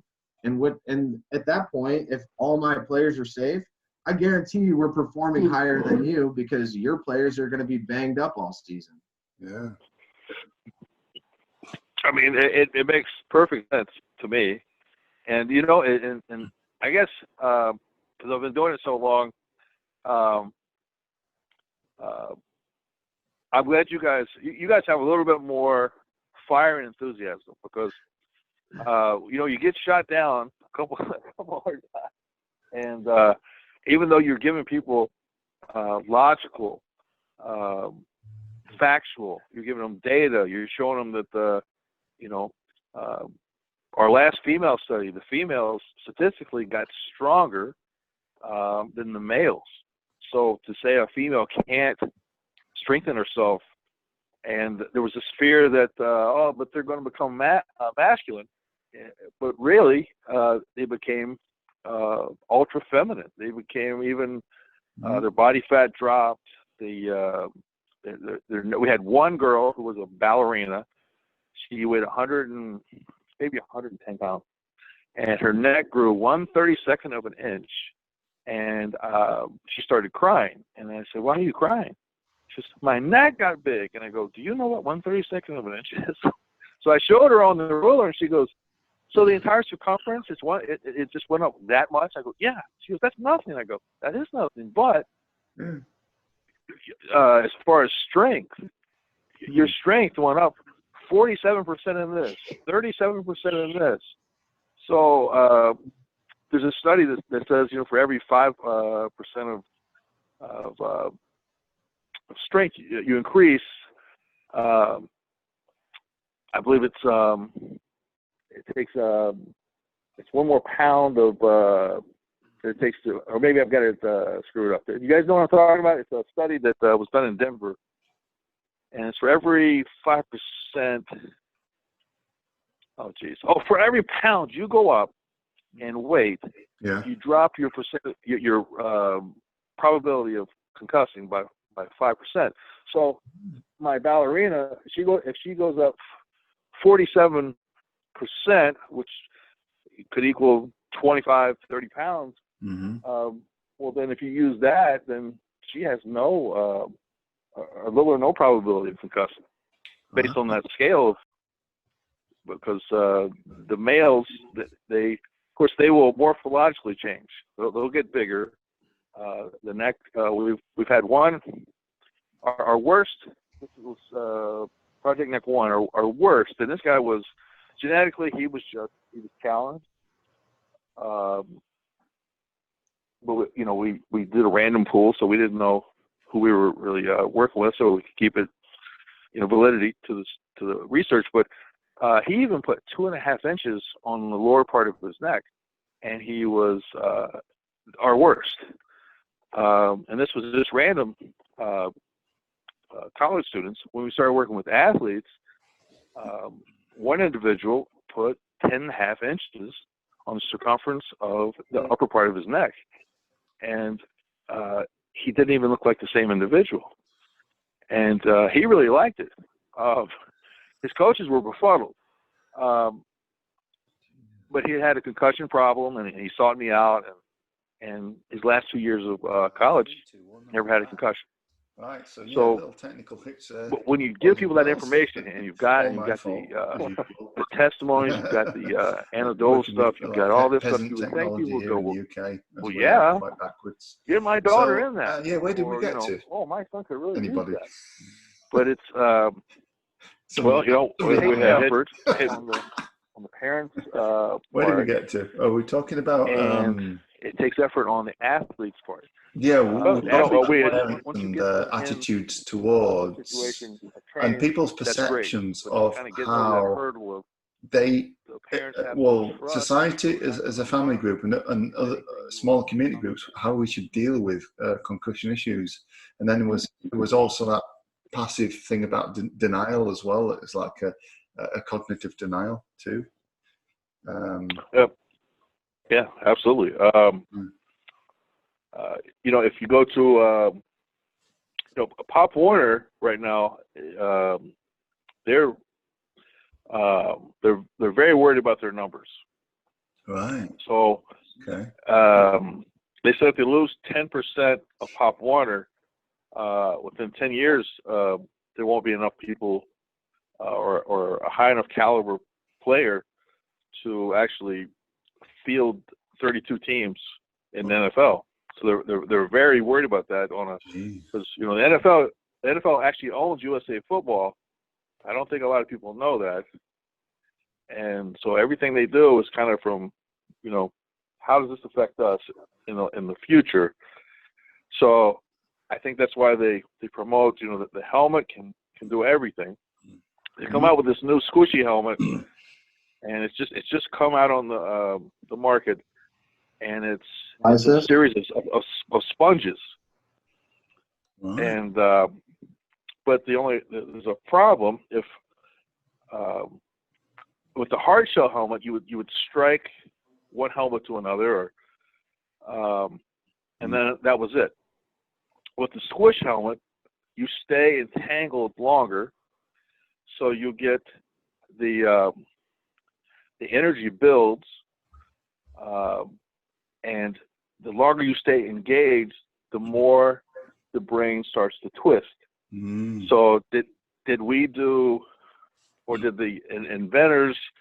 Because I wrote a paper on mathematically how you actually increased the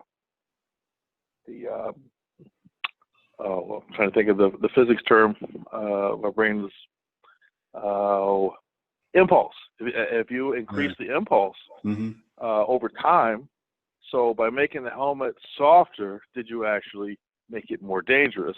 Even though you would think that'd be counterintuitive. And every time I write one of those papers, I never get any good fan mail from Rydell and Shutt, but I think the public needs to know the truth, because they were just before the pandemic hit, they were selling this thing as the concussion cure. And I said, "Wow, that's really dangerous." Yes, it's dangerous. So you know, maybe we can hit restart with when everything starts back up. We're able to conduct as a society like we were. Maybe we can hit reset and not start over, but start at a better place. Well, it almost sounds as well when you talked about that, Ralph, and saying that, is like, well, if it's a soft or a jelly-like kind of practice, that could lead to like contra coup type of concussions, which can actually be more damaging long term. So I don't know. That's just my initial reaction, but that seems to me, as a layman, that seems like, well, that could actually be worse. I don't know. But is it worse? Because it seems that the hard shell helmets are, you know, one, weaponized, and two, you know, the bruising, and I'm asking, you know, like, if soft shell helmet softens that blow, you know, is your brain going to hit the inside of your skull at a lesser rate? You know, it just seems that the hard shell helmets are a little bit outdated, and you know, I'm excited to see the innovation of softer shell helmets. Maybe there's a happy medium where, you know, the one you looked at may be too soft.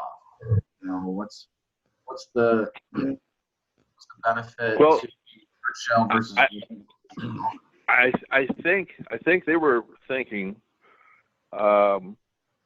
soft equals mom and dad are happy, you know, because this was actually funded primarily by USA Football, which is actually the NFL, and it does look, you know, you see some prototypes in the NFL. There'll be 3 or 4 guys wearing them, and they really look like, I don't know if you remember the guy Kazoo, the cartoon guy with the huge head. But that's what it looks like. It's an enormous helmet, and then, you know, if you increase the surface area, you do lower the forces. But by putting these pads, they sort of look like sponges that you would wash your car with. And but what we're finding is, say I tackle someone, my head's up, so the front sponge hits the side of the spongy helmet. We stay engaged longer, and by staying engaged longer, the forces are transferred back and forth. And not only does our brain do the contra coup, it actually twists. Because when you start putting pressure on the brain and it's just floating, pressure equates torsion, and the torsion starts tearing. Yeah, axonal shearing. And there's a theory as well about like the calcified release at the exact point of a head injury is that the whatever impact, the depth and the length of the impact can actually cause a greater calcified release into the brain, which then creates deeper problems. And we get into very technical kind of territory there, and then in terms of axonal shearing and things, it's on such a minor, microscopic level that it's like, well, it's hard to where's the information that states how hard is too hard, how soft is too soft? You know, Visus had a helmet come out a couple years ago. You know, they were based in Seattle, right down the road from us, and their helmet performed the best. Now, how much better was it? You know, it was a small percentage, but it was still better than the hard shell helmets were performing. Now you're saying that a super soft shell helmet would perform worse than that, given, you know, maybe not in the test that they went through, but it would perform less in regards to head health safety. You know, I look at Rob's helmet that has a little bit of a flex to it. It's got a, you know, a coating on the outside that's a little bit softer, but by no means is it spongy or anything like that. You know, I think that there's definitely a happy medium here where it's not going to, you know, engage for too long, but it's also not going to be as violent when they come into contact with each other. Yeah, that's what I was going to say about my headgear. It is soft, so you can squeeze it. That was the standard that was put in to keep it soft, but it still had to withstand that stick and ball to head impact. So there were 3 tests that this headgear had to pass. Having said that, when I first saw that it had to be something soft, we got some prototypes, took them to the lab, and failed miserably. I mean, absolutely miserably with what our first prototypes were. And it's possible that those were worse than wearing nothing, that it just, you know, kept the energy inside. But that's why the standard was created, and that ball and stick head to impact impact to the headgear had to be at under 80 Gs. And it was hard. That's what took us 3 years to make this headgear that fit that standard, that the science shows it in the lab withstands that, you know, stick and ball to head impact. You know, I think if we don't add, really, you know, there's if you pull the research on mouthpieces, depending on who funded it, depending on who did the research, they're the panacea, or they are the enemy. But I think a good mouthpiece with a a high standard helmet, but then prior to that, you've already prepared yourself because you've been in year-round training of the head, neck, and the musculature that surrounds the trapezius, the shoulders. That combination is really going to make a difference. Will make a difference. Yeah, no. You still Yes. of the information from the impact, and you're still relying on the athlete to describe their symptoms to you with no real data. You have no information to base what's going on off of the decision that you're going to make given the circumstances. Now, if you do all the neck strengthening in the world and you have the best helmet that was ever made, those all are contributors, but you're still missing a large component, which is the information about how many impacts are being taken and at what force they're being taken at. And now you're trying to make a medical decision based off of what a 16-year-old kid is going to tell you. Now, I'll tell you from personal experience, I will lie to you. If I want to play and I'm 16 and this varsity game and there's a scout in the stands, I'm playing, coach, and I'm not telling you about anything. You know, if you don't see it firsthand and it's not a huge hit, there's no way you're peeling me off that field. But us as adults, we have to take into account all the information at our fingertips and be able to say, he's taken 10 hits to the head this game. 2 of them were to the crown. 1 of them was 60 Gs. I don't feel comfortable playing him at this point. Or maybe we do feel comfortable playing him, but we put him through concussion protocol first. And we say, we've noticed a lot of head impacts this game. We've noticed a lot of head impacts in practice leading up to this game. Let's take him out at the end of the quarter and let's put him through an evaluation with the athletic trainer and let the athletic trainer make the decision based on their professional, training and opinion, and with all of the information that we can possibly give them. Now, I'm sorry, but I don't trust 16-year-old kids. You know, just well, there's been research that they'll lie 80% of the time. Yeah, so that's what Chris and I are both saying, is that we both did lie and would lie about it. Players, especially teenage kids, want to play. That's what all these studies that supposedly some people say they're doing, it doesn't mean anything. And that's why, as far as what I think we're all doing and what I'm trying to say is the progress is happening. It's just happening very slowly, and it's not going backwards. For my example, is the state of Florida mandated headgear. The Florida High School Athletic Association mandated headgear. That was 3 years ago. This will be their 4th season coming up that they have to wear ASTM approved headgear. When that first happened, I got a lot of people who said, oh, there's a lot of people who are trying to reverse that. They're going to reverse that. They're going to reverse that. And there was a lot of strong sentiment against it. And there was no way that was winning out there. You're not going backwards. Once you make the decision that we're going to protect heads or at least take these things seriously, that's what you should be committed to do. And at least for me, the headgear and putting head protection on these girls is step 1 in that sport. Well, the thing that I've noticed is, you can monitor, but what if you raise the threshold?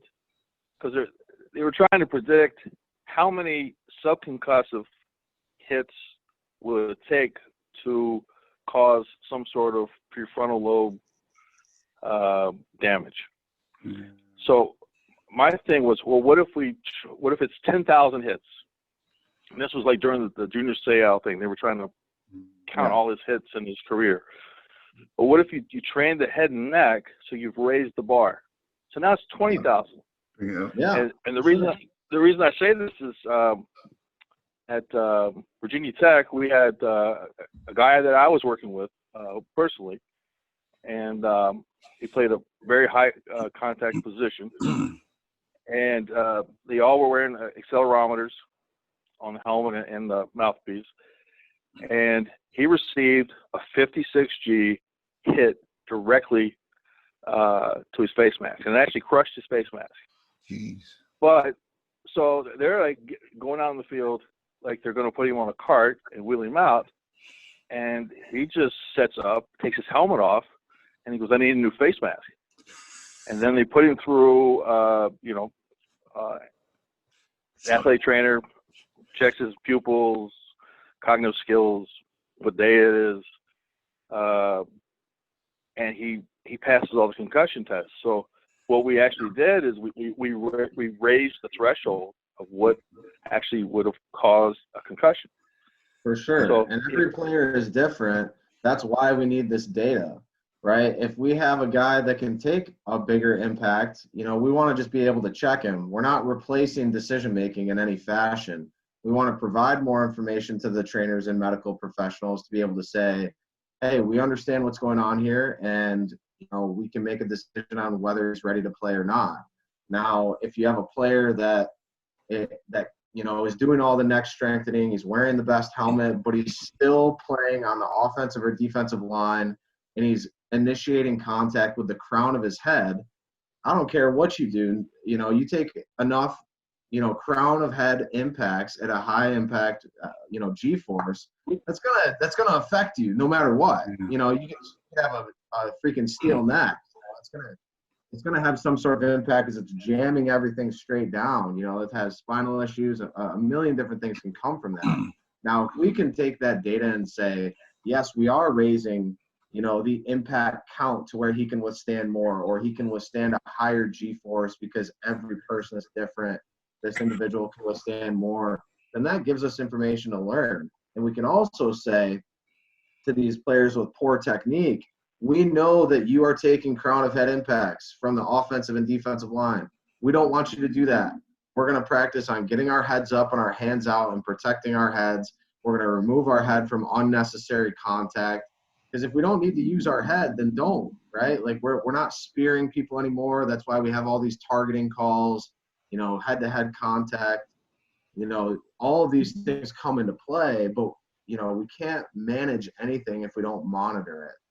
And, we can monitor how strong your neck is. That's fantastic.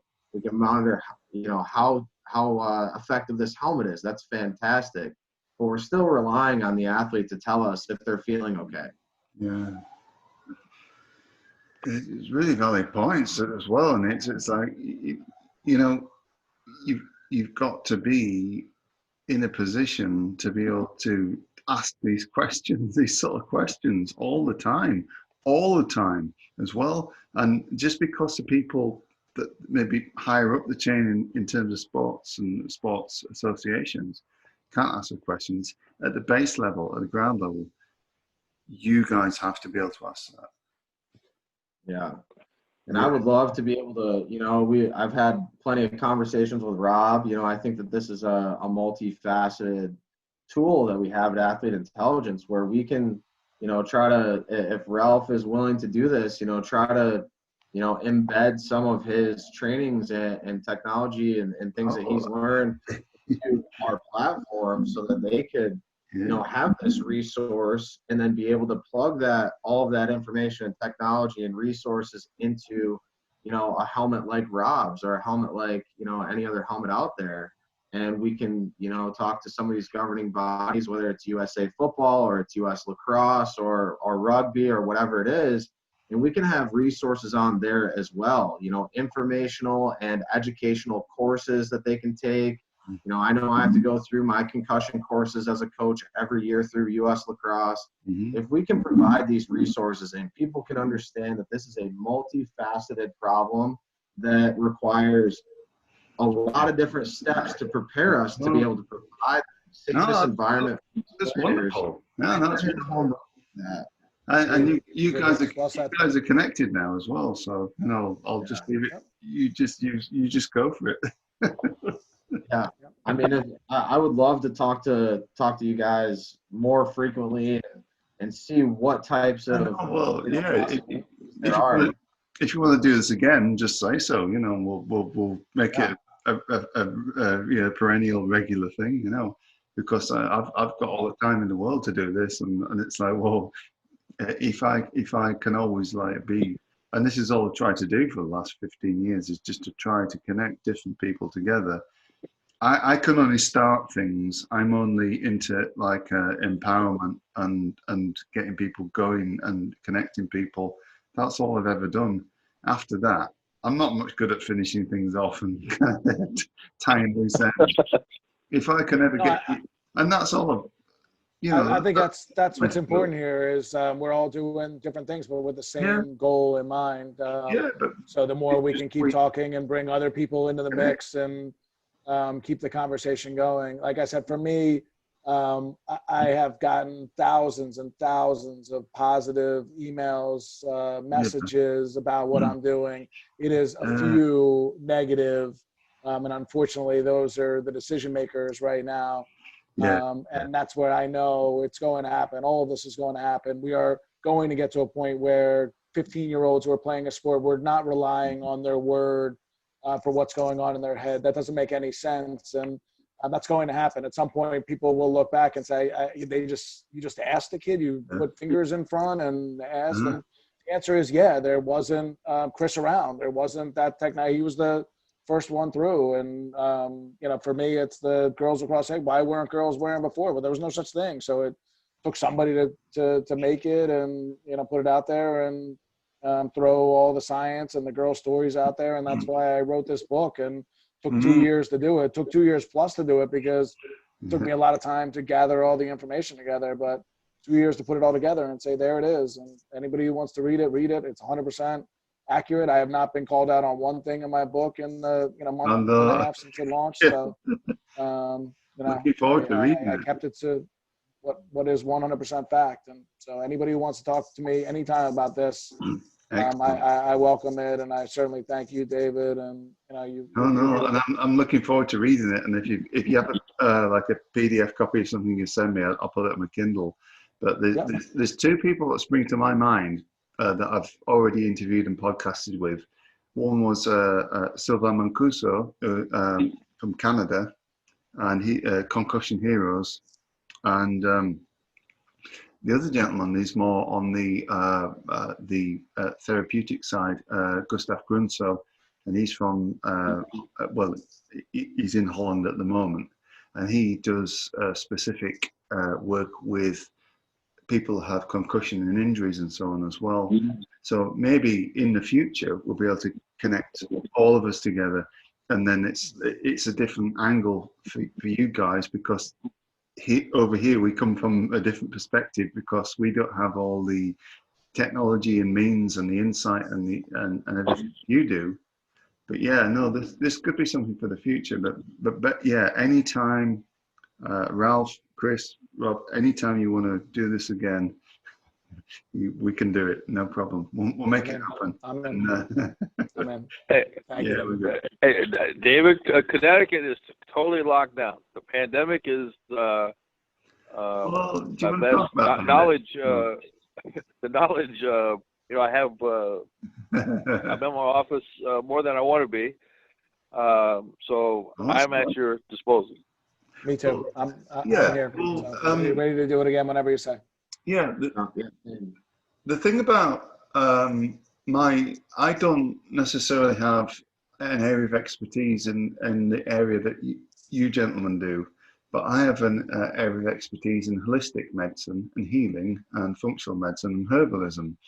So what I see in terms of this, that in 2014, the World Health Organization, the CDC, and other the United Nations, they actually decided that they were going to redefine the definition of a pandemic. So they did it back then. And if you look up William F. Engdahl's books, William F. Engdahl is a wonderful researcher. I call him the gravedigger, because he knows what all the bodies are buried, and he knows what is going on geopolitically. So for the last 30 years, I've been into geopolitics. So he said that, in 2014, they decided to just totally soften down the definition, the legalese defined definition of a pandemic, from this to this. So what is determined as a pandemic now is SARS-CoV-2 has a 99.96% survival rate. And that's even in people up to about 70 years old, right? So now we're talking about releasing vaccines for a virus that is never actually been proven to exist or to not exist. Nobody can prove it exists or doesn't exist, although they've found samples.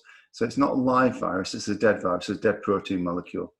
So the only little problem that occurs here is you're thinking about that, you're thinking, well, okay, if humanity, if we've got a 99.96% survival rate, that's your immune system. And we're talking about vaccines that were it started off as 90% effective. Then it went, and when each of the companies came out, they said, oh no, now ours is 92% effective. Now ours is 94% effective. And then Pfizer got up to 95% effective. But that's still less than the human immune system. So we have to be very careful in some respects, I think. I'm not anti-vaccines by any means. I think there are some that are very useful. But you could also look at the use of homeoprophylaxis, which is a natural means of immunity. But I'm into natural immunity, like propolis. I am too. Everything else, right? So we have to be very careful about what's going on, the Great Reset, the economic reset, which is going to happen at the end of January. And but you know, I didn't really mean to include that in the conversation, but I'm sure some people listening will resonate with that as well. So yeah, the thing is, the pandemic that's going on, the thing that's going on as well, has had a massive effect on all of us, and particularly if we've had a concussion, if we've had any kind of chronic illness, we've had a long-term illness, or we've had sorts of issues, mental health issues. Unfortunately, at this time, we all know people that have passed from this world, and that either they've taken their own lives for whatever reason, or there's stuff that's happened, and it's not pleasant to talk about. But as Ralph was saying, when we come out the other end of this, we have to have a much harder conversation, a much more specific conversation about this, because this raising of awareness, not just in the terms of winter virus, coronaviruses, or different types of coronaviruses and so on, we have to have a great conversation. I really think that's just unavoidable. Yeah, I mean, do we? You could draw data from all around the world and compare the regimen people have with their own immune system. How their health regimen. Yeah. Were they affected more greatly or less? But I've never had a flu vaccine in my life, but I've never had the flu. Wow. Well, no, that's a good point. The only time I ever got the flu, Ralph, only once in my life, and it was 3 hours after I had a flu jab, a flu virus, and that same flu virus brought on fibromyalgia for me, and I've suffered with it for 20 years ever since. And I at the time I was dissonant. I was like, that can't happen. But then when I looked into it and I found all these studies and stuff, it was like, well, actually, it can trigger fibromyalgia. So, as you know, each of us have a toxic load in our body, right? This could be from years of eating junk food or sugar, alcohol, drugs, chemicals that we use at home and stuff as well. That builds up and up and up and up over many years. All a virus does is it comes along and it triggers our body's immune response. It goes like, and our body goes, whoa, and it literally shits all this toxic stuff out, and then we get very ill very quickly. So you cannot actually catch a coronavirus. The only way you can get a virus is when you have it injected into you. So we have to be very careful on this. And I would say to people as well, be extremely careful about taking something that, isn't properly proven. We'll be very careful. I'm going to wait till there's at least a few million, because I'm sure you've heard the acceptance rate when they come out with a new vaccine. And the acceptance rate is how many people will be killed by the vaccine itself. What is the acceptable number? Yeah, no. And no one wants to talk about that. No. Go back to 1976. Sort of like, yeah, no, it's a crazy situation. We're probably not going to get into discussing this too much now, but yeah. I was going to say that's one of those conversations, very important to have, but that's time. way above my pay grade. It's really important, but yeah. I for me, I'm focused on this little niche here of girls, I know. and headgear and I'm sorry monitoring to take their head injuries. Yeah, so that's enough for me right now.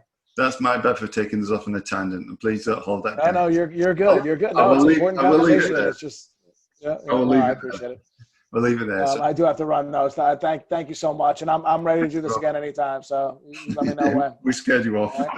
All right. Thanks, Dr. Cole. Anyway. Thanks, Chris. Thank you very much. Appreciate it. Nice meeting you guys. So thank you all. Thank you all for joining me. And next time, if there is a next time after that, let's do it. I'm in. Yeah, there's some serious. I promise there'll be no controversial vaccine talk. It's all good. All right, okay. I just don't know anything enough about it to comment on it. So, all right, well, important conversation. It's just not. All right, if you need any information, just contact me privately. Right, so I can only just, at the end of this, I mean, only part of this might be released on the video cast because of the little technical issues that I've had here, and that's my problem, that's my fault. But basically, we've got a wonderful 2-hour podcast here, which has just been, it's just been so better than even I expected. I'm just, I'll try and get this released tonight over the course of the next day or so. But I just can't thank you guys enough. It's been, I'm gonna blast this thing all over the world. So, sounds good. So much tonight. I've just had it like my eyes wide open. I'm always looking for, somebody that can stretch my mind. I'm a pure sapiophile, and that has just been fucking hell. It's just been amazing. So thank you so much, all of you. And anytime you want to come back on, anybody else you want to invite, because we can invite as many people as you want to the conversation. Just say so, and we'll do this. It's here on this side of what I do. It's here to promote you guys and what you're doing, and you can shamelessly promote yourself as much as you want to. I don't care. Private groups on Facebook, we say no advertising. No sales, nothing. It's ruthlessly none of that. Because those people are vulnerable to sharks and solicitors and people, or lawyers, whatever you call them. But here in the podcast, it's up to whoever watches this, whoever listens to this, if they want to engage and spend the time, spend 2 hours listening to this, if they want to do it. So that's all. Just because you said that, I'll say, it's a no-brainer. It's on Amazon. Rob Stoker. Tell us your book. Like I said, it's a no-brainer. It's on Kindle, paperback. It's we kept the price really low, $9.97 for the paperback, just because I'm trying to get the information out there, trying to get people to read it. So I appreciate you letting me give that plug. Right, Rob, and you need to send me a copy as well. All right. I will. I will. You guys. Thank I'll you read again. it. I'll read it and I'll review it and I'll put it out there. All right, nice one. Thank you, David. Appreciate it. Thanks, guys. Thanks again, guys. I'll talk to you soon. Okay. All right. All right, so we're all good there. Good stuff. I might as well make a plug as well. Athlete intelligence. I don't know if you can see this, Ralph, but I've got my Q Sport sensor here. Super small sensor, goes on a hairband. We've got our clip here. So if I'm interested in that. That's fantastic. Any data is good data. I mean, any collected data that you can interpret gives you more of an informed decision. Yeah. So I think what all you guys are doing, it's great. I mean, anything that's going to, if we want to continue to play athletics, next generation, we have to make things better. And I think that's what we're all trying to do. Yeah, I agree with that. Yeah, for sure. And that's the thing, is a lot of people see what we're doing and they say, well, it's going to take kids off the field. And I argue the opposite, that we're keeping kids safer and they're staying on the field. They're exercising those, neck strengthening exercises, the peripheral vision, the posture. We're working with them on technique, removing the head from unnecessary contact. So they're actually staying on the field more so than they're being pulled off. And, that information is providing much value to the situation at hand. I'm not worried about it. I don't, need to question anything. That data comes to me every day. I get my reports from our platform. We use it with football in the fall. We use it with boys and girls lacrosse in the spring. Like I just showed on the video, you can take the sensor and put it directly in a helmet, or you can put it in a clip around a hairband or girls lacrosse goggles. We can, put it in a pocket in a scrum cap. We're working with Rob, seeing what we can do to embed this technology into his helmets.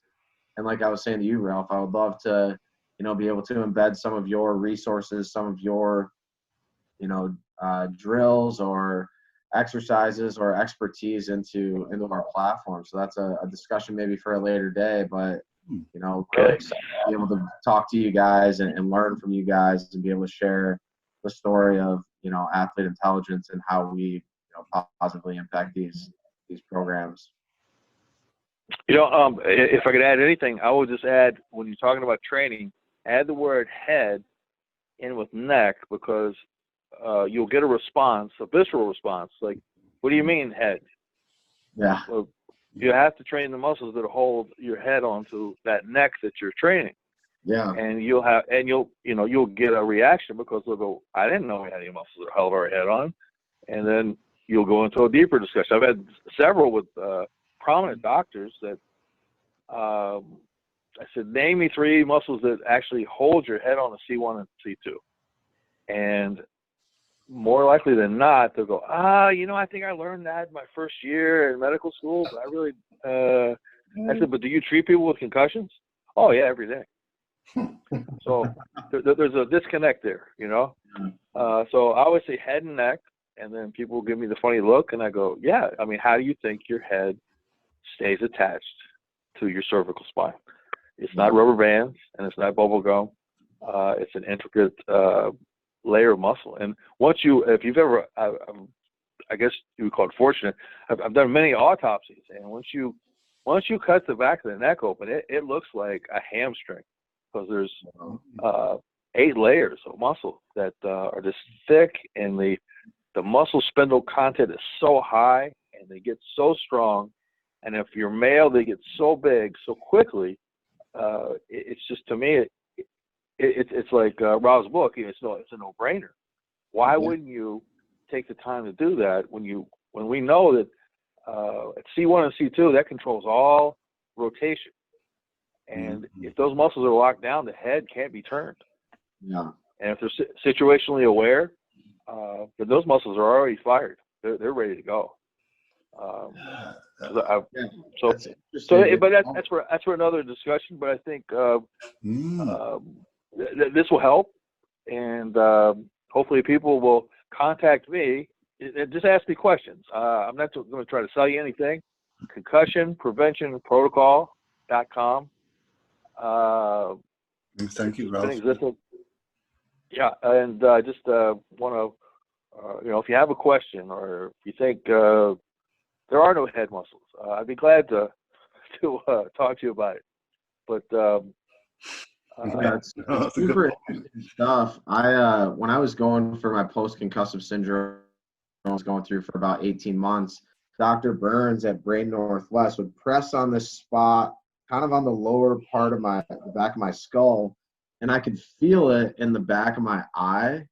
And then I had done some research and saw that woodpeckers can withstand a huge amount of force, because their tongue actually is like a bone, and it wraps around the back of their skull to their eyes. And then I saw something else. I mentioned it on the last podcast. One of my strength coaches mentioned the neck strength of wolves and dogs, and he showed me this after I used to bring my dog to practice. He'd sit in my Jeep, and the front seat of my Jeep folds down, and he was sitting on the front seat. He must have seen something running by my car or something, and I get in my Jeep. I get halfway home. I'm patting him on the head. He's sitting next to me in the front seat, and he's got a goose egg about the size of a golf ball on his head. He's not showing any signs of, he wasn't lethargic. He was just a happy dog like he always is. And then I look up to my windshield, and it is completely spiderwebbed on a quarter of my windshield. He's withstood this huge impact where if I were to put my head through a freaking windshield, I'd be out cold. He's sitting there happy as a clam. It's an interesting thing, and it's something that I'd love to talk to you more about, and how all of that works and what we can do. And that's such an interesting topic for me, is that prevention side, because I'm obviously working on, yes, the prevention side with the data, but also, a lot of other things. So that's but it can all be intertwined, the helmet, the sensors, the data. Yeah. It's just that I tell you, the thing that I'm most disappointed in academia is no one wants to collaborate. Yeah. And I thought when I first started, I got my doctorate, we're going to work, we're going to be hand in hand, we're going to fight this thing. And it's the complete opposite. They will rob you blind of your knowledge. Yeah. And that's one reason we are slow on vaccines. We're slow on medical things or research things, because there's very little collaboration unless there's a lot of legal documentation that you won't steal this. And so I prefer to work really outside of academia, like with people on the ground that are actually seeing it, and they're not, some of these academic guys have never played a sport in their life, so it's kind of hard for them to even fathom what a concussion is. Well, it's hard for them to realize the team atmosphere as well, and working within a team and collaborating with other people and working towards a common goal. And I'm so glad that, David was able to bring us together, because, do we have an ego when it comes to, being out on the field and being competitive and things like that? Yeah, for sure. But we're still put our egos aside and work as a team. And that's what, I think that we've done here today with all of us, and, the past conversations that we've had as well come into play there.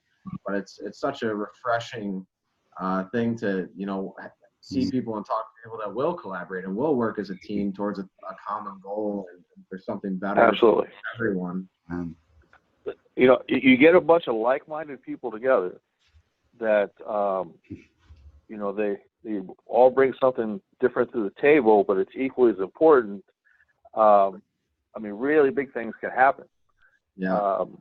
So I think we're in that position to really, especially when we get everything opened up again. Right now, things are moving at a snail's pace, but once whatever happens, and we come back to whatever the norm is, I think we can actually be more aggressive with how we present things. And I'll start my I don't know how many miles I've flown, but my 1,000,000-mile tour across the U.S. Hopefully, and I really mean that. If I can just convince one person to at least take an interest and look at this logically, then if there's 3,000 people in the room, but that one person, sometimes it's a tiny little speck, and you drop that little pebble in the water and it ripples, and hopefully that one person ripples, because sometimes you can't reach everybody. So I've sort of called down my. That's what we're doing, Ralph. We're making means to reach more people. You know that. You're absolutely, good, absolutely. Yeah, well, kind of on what Ralph was saying earlier, we're approaching it in a similar way, where we're not coming out to sell you something. We're not jamming it down your throat. We're here to be a facilitator. We're here to educate you on the space, and we want to help. We want to, give you some insight into this and let you figure it out and understand it a little bit on your own, and give you the tools to learn. Yeah, no, I think that it's and that's what makes it different. You know, I never expected to become a millionaire by doing this. And actually, there's much more lucrative things you can do with concussions other than trying to lower the forces that affect the brain. But it doesn't interest me, and I don't have a passion for it, and I really couldn't come at it with the same. It's not in us. It's not in our makeup, is it? We have to do what we have to do because we're driven to do it. We've all been through this. It's like, well, fucking hell. I think I've never made it. I've paid every year. I've paid to keep my cars running since 2007, 8, or whatever. I've never made one single penny out of this. This is like I'm the other one that's like, and I don't advocate that in the Facebook groups. But it's like, well, as long as I can afford to do it and I can keep going and doing this, I'll do it. And, you know, I know that someday I'll end up in North America. I know I'm bound to end up there because where I am in the UK, it's just abysmal. And I don't know, at some point I will. And I've had like other people tell me that before. And like, I work in a cycle where I work with like psychics and mediums and other people, holistic people, and they say, you're going to end up there. And I'm like, yeah, okay, right, whenever. But the point of this ramble is that, yeah, all of us are meant to connect. You know, you, me, Chris, Ralph, Chris, everybody else, and everybody else that listens to these podcasts and video casts, because there maybe only be like a few 100 or 1,000 people, whatever, that listen to it. But when they connect to it, they'll take it to somebody else. And it's like almost like a chain reaction that begins to happen. Oh, absolutely. Yeah. So when I blast this thing out, yeah, it's going to go out to minimum 125,000 people. And I've gotten I've received emails from Japan, Ireland. No, put it out wherever you can, Ralph. Beijing, China. I didn't even know they could even write you. Yeah. Or email you. Do you know what? When I just over a year ago, when I started doing this podcast, I was like, I was total, like, I was like Bambi. I was like, totally don't know what the fuck I'm doing. It took me 4 or 5 episodes to get into the swing of it. But then when I started with Anchor, they started sending me the statistics for where it's going. And now you wouldn't believe the countries that it gets into. South America, Africa, all over South America, Africa, everywhere, Asia. And it's like, I'm just totally astounded at the people that it's reached. And I'm like, I can't believe it. I know, it is, but it's so cool that, you know. Yeah, I know. And it's so cool to have you guys come and do this with me. Because otherwise I'd be just like, I'd be, you know, yeah, I'd be in a bad place otherwise. But well, you know, I think you know, the next time we get together, you know, we look at I don't know if you've read any Dr. Amen's pre-cognitive preventative, neurological preventatives. I don't know if he's on anything.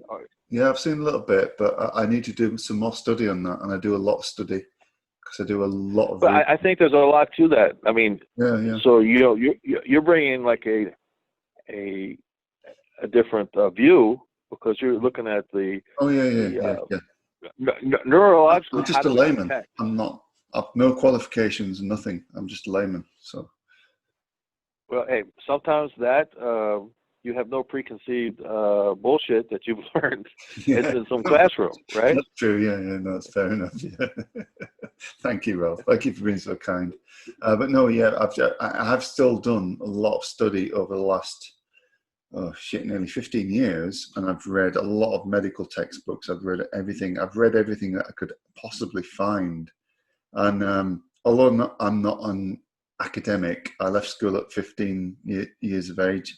I still got like 8 GCSEs, which is basic qualifications here. but I'm what's called an autodidact.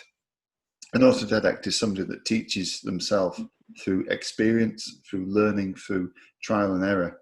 So that's the only way that I can handle it. But I'm still a massive geek over stuff, and this is the only reason I'm here. Is like, well, I need to do this. If I couldn't do this, if I couldn't do the podcast, if I couldn't do the groups and things like that, I would have absolutely destroyed myself. I would have been dead by now. I would have actually been dead a long time ago. I would have just with drink or drugs or whatever, I would have just driven myself into the ground and just fucking killed myself. But that need you got to heal myself. Purpose. Yeah. Yeah, because I have a background in healing, in like energetic healing. So Yusui Shikireho, which is Yusui Reiki, angelic Reiki, sound healing, vibrational healing, holistic medicine, herbalism, functional medicine, all that kind of stuff. Is on it's like the opposite, almost the opposite angle to what you guys do. If I hadn't I'd done that, I would have been dead years ago. I would have been just gone. Well, but David, once again, you're on the cutting edge because I'm a weirdo. In Australia, they're looking at we all vibrate at a certain resonance. Yes, and otherwise, as the Earth spun, we would just fall over. This guy is looking at changing. How can we change the frequency That's it. of the human? And also, he introduced me to this because he said, "I'm going to show you some videos of ships that sink, bridges that have fallen." Because and it really, I had no idea. Like there's like a list of songs you cannot play on a cruise ship because it will sink. Because it matches the vibrations of the rivets and the steel, and they have multiple ships sink because they played some damn song. And he had a video of a cantilever deck. People were dancing. The DJ played some song, and it came crashing down. And he said that's because the frequencies matched identically, and it caused brittle fragmentation. This is it, and like you both heard of Nikola Tesla, haven't you? Oh yeah, he's my hero. Nikola Tesla said, if you want to understand the entire universe or multiverses, think of it in terms of energy, frequency, and vibration. There is nothing else. And he's my champion because his thing was we will take the magnetic Tesla coil, and we'll be able to give everyone free electricity eventually. And yeah, and they actually reproduced up here in the New England University area. They reproduced where he used ordinary light bulbs, screwed them in the ground. Oh yeah. Okay, and they have a miniature Tesla coil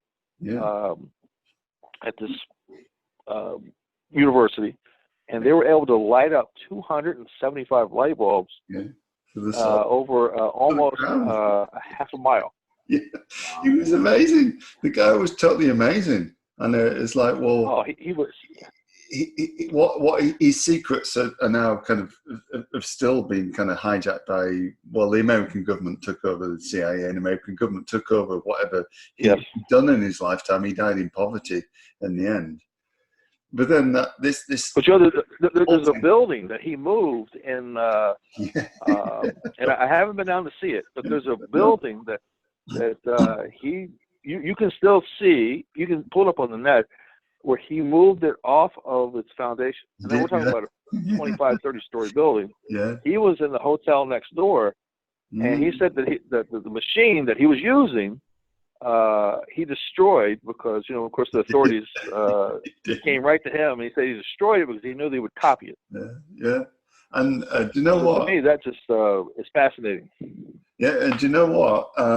In 2007, January 2007, I went on a month-long trip to Mexico, and I went to the Pacific Coast, Jalisco, and I went on a like 2 or 3 day trip to Guadalajara, which is the second city in Mexico, which is actually 4 cities. And there was one point, and it's a beautiful, beautiful place, by the way.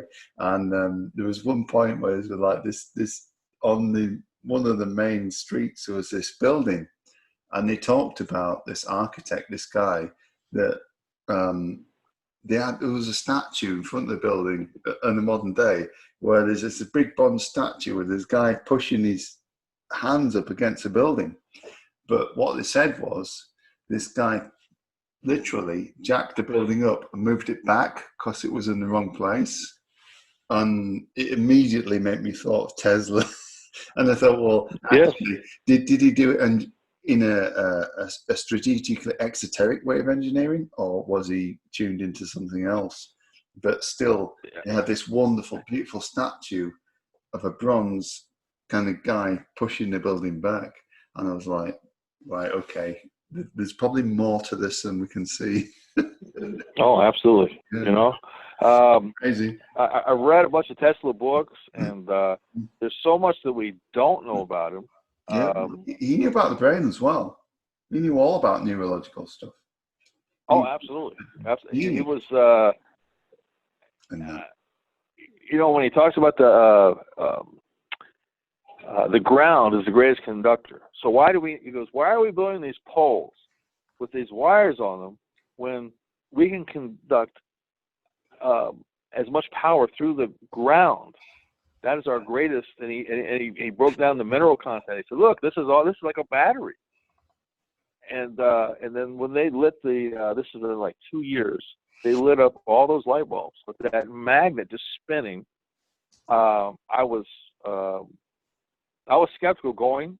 I was invited to go, but I was like, "There's no damn way you can screw a damn 100-watt light bulb in the ground." And they did. They lit up like a Christmas tree. I mean, bright. And I was like, "Well, if that's correct, then if they destroyed the big Tesla tower. They just went the other way. Yeah. Okay. There's so much we can learn." Yeah, so we have to say farewell to Chris for now, and thank you so much, Chris. Appreciate your time and your energy so much. You don't know how much, and we'll see you again in another podcast and videocast as well. So thank you. And for sure. Thank you guys so much for meeting. Thanks so much, David, for setting this up. It's been so enjoyable every time. And I look forward to the next one. Hey, Chris, great meeting you, man. Yeah, you as well, Ralph. I look forward to speaking with you soon. And for you and for anybody else out there that wants to learn more about head impact monitoring, like I said, we're doing pretty much purely educational stuff right now. So anybody that's willing to listen can feel free to reach out to me. My email is cledgerwood@athleteintelligence.com. You can also contact us by just visiting the website at athleteintelligence.com and clicking on schedule a demo or send us a message in the chat or anything like that. Nice one. Thank you, Chris. Thank you so much, man. Thank you. I look forward to seeing you guys again soon. Good night, brother. Yeah, absolutely, man. Yeah. So there we go. I mean, it's like, well. Yeah, I know. Another successful. Do you want to talk about ayahuasca? Well, you know what got me interested in this? Yeah, go on. All types of pharmacopoeia. The frogulate. I mean, so. So he took these bank robbers. Okay, they were habitual bank robbers. Right. And they did. He put them on the ayahuasca, and initially it was a terrible purging, puking, sweating. Love it. But then they're on a therapeutic dose now. Oh right. And they have not one has reoffended. Well, do you know what, Rob? I've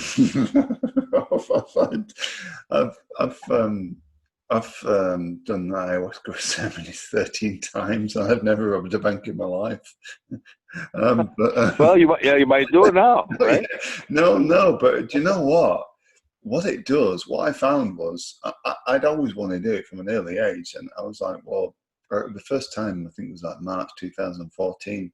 I had to go to Amsterdam for it as well, but I went with my mother. But it was such an intense healing experience.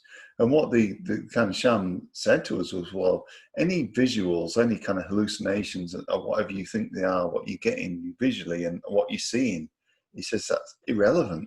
It doesn't even matter. It's the physical, psychological, emotional healing that you get. And do you know what? He was absolutely spot on, because I've never ever, with somebody that suffered with post concussion syndrome, with fibromyalgia, histamine intolerance, all kinds of PTSD and stuff like that, I never ever, so much more humble human being, Okay. person. And you know, it doesn't work for everybody though. That's the thing. It doesn't. It only works for. So it's not 100%. No, but because if you have like narcissistic tendencies, or if you're a psychopath or a sociopath, or you kind of got like severe personality disorder, it won't affect you at all. You can still be kind of like tuned into going back for it and whatever, for social reasons, whatever. But it still doesn't work for everybody.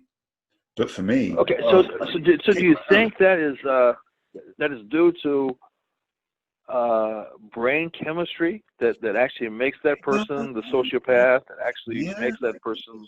I think it could be. I think it could be, Ralph, but I don't know exactly. I can't explicitly say to you what that type of brain chemistry could be. Personally, I think it could be something to do with endorphins, which I relate to a release of somebody that could have an empathy and so on. Because if you think about narcissistic characters and sociopathic so on, they've got no empathy, right? So I think that endorphins and to some degree, no, I'm not going to say dopamine, but I'm going to say serotonin.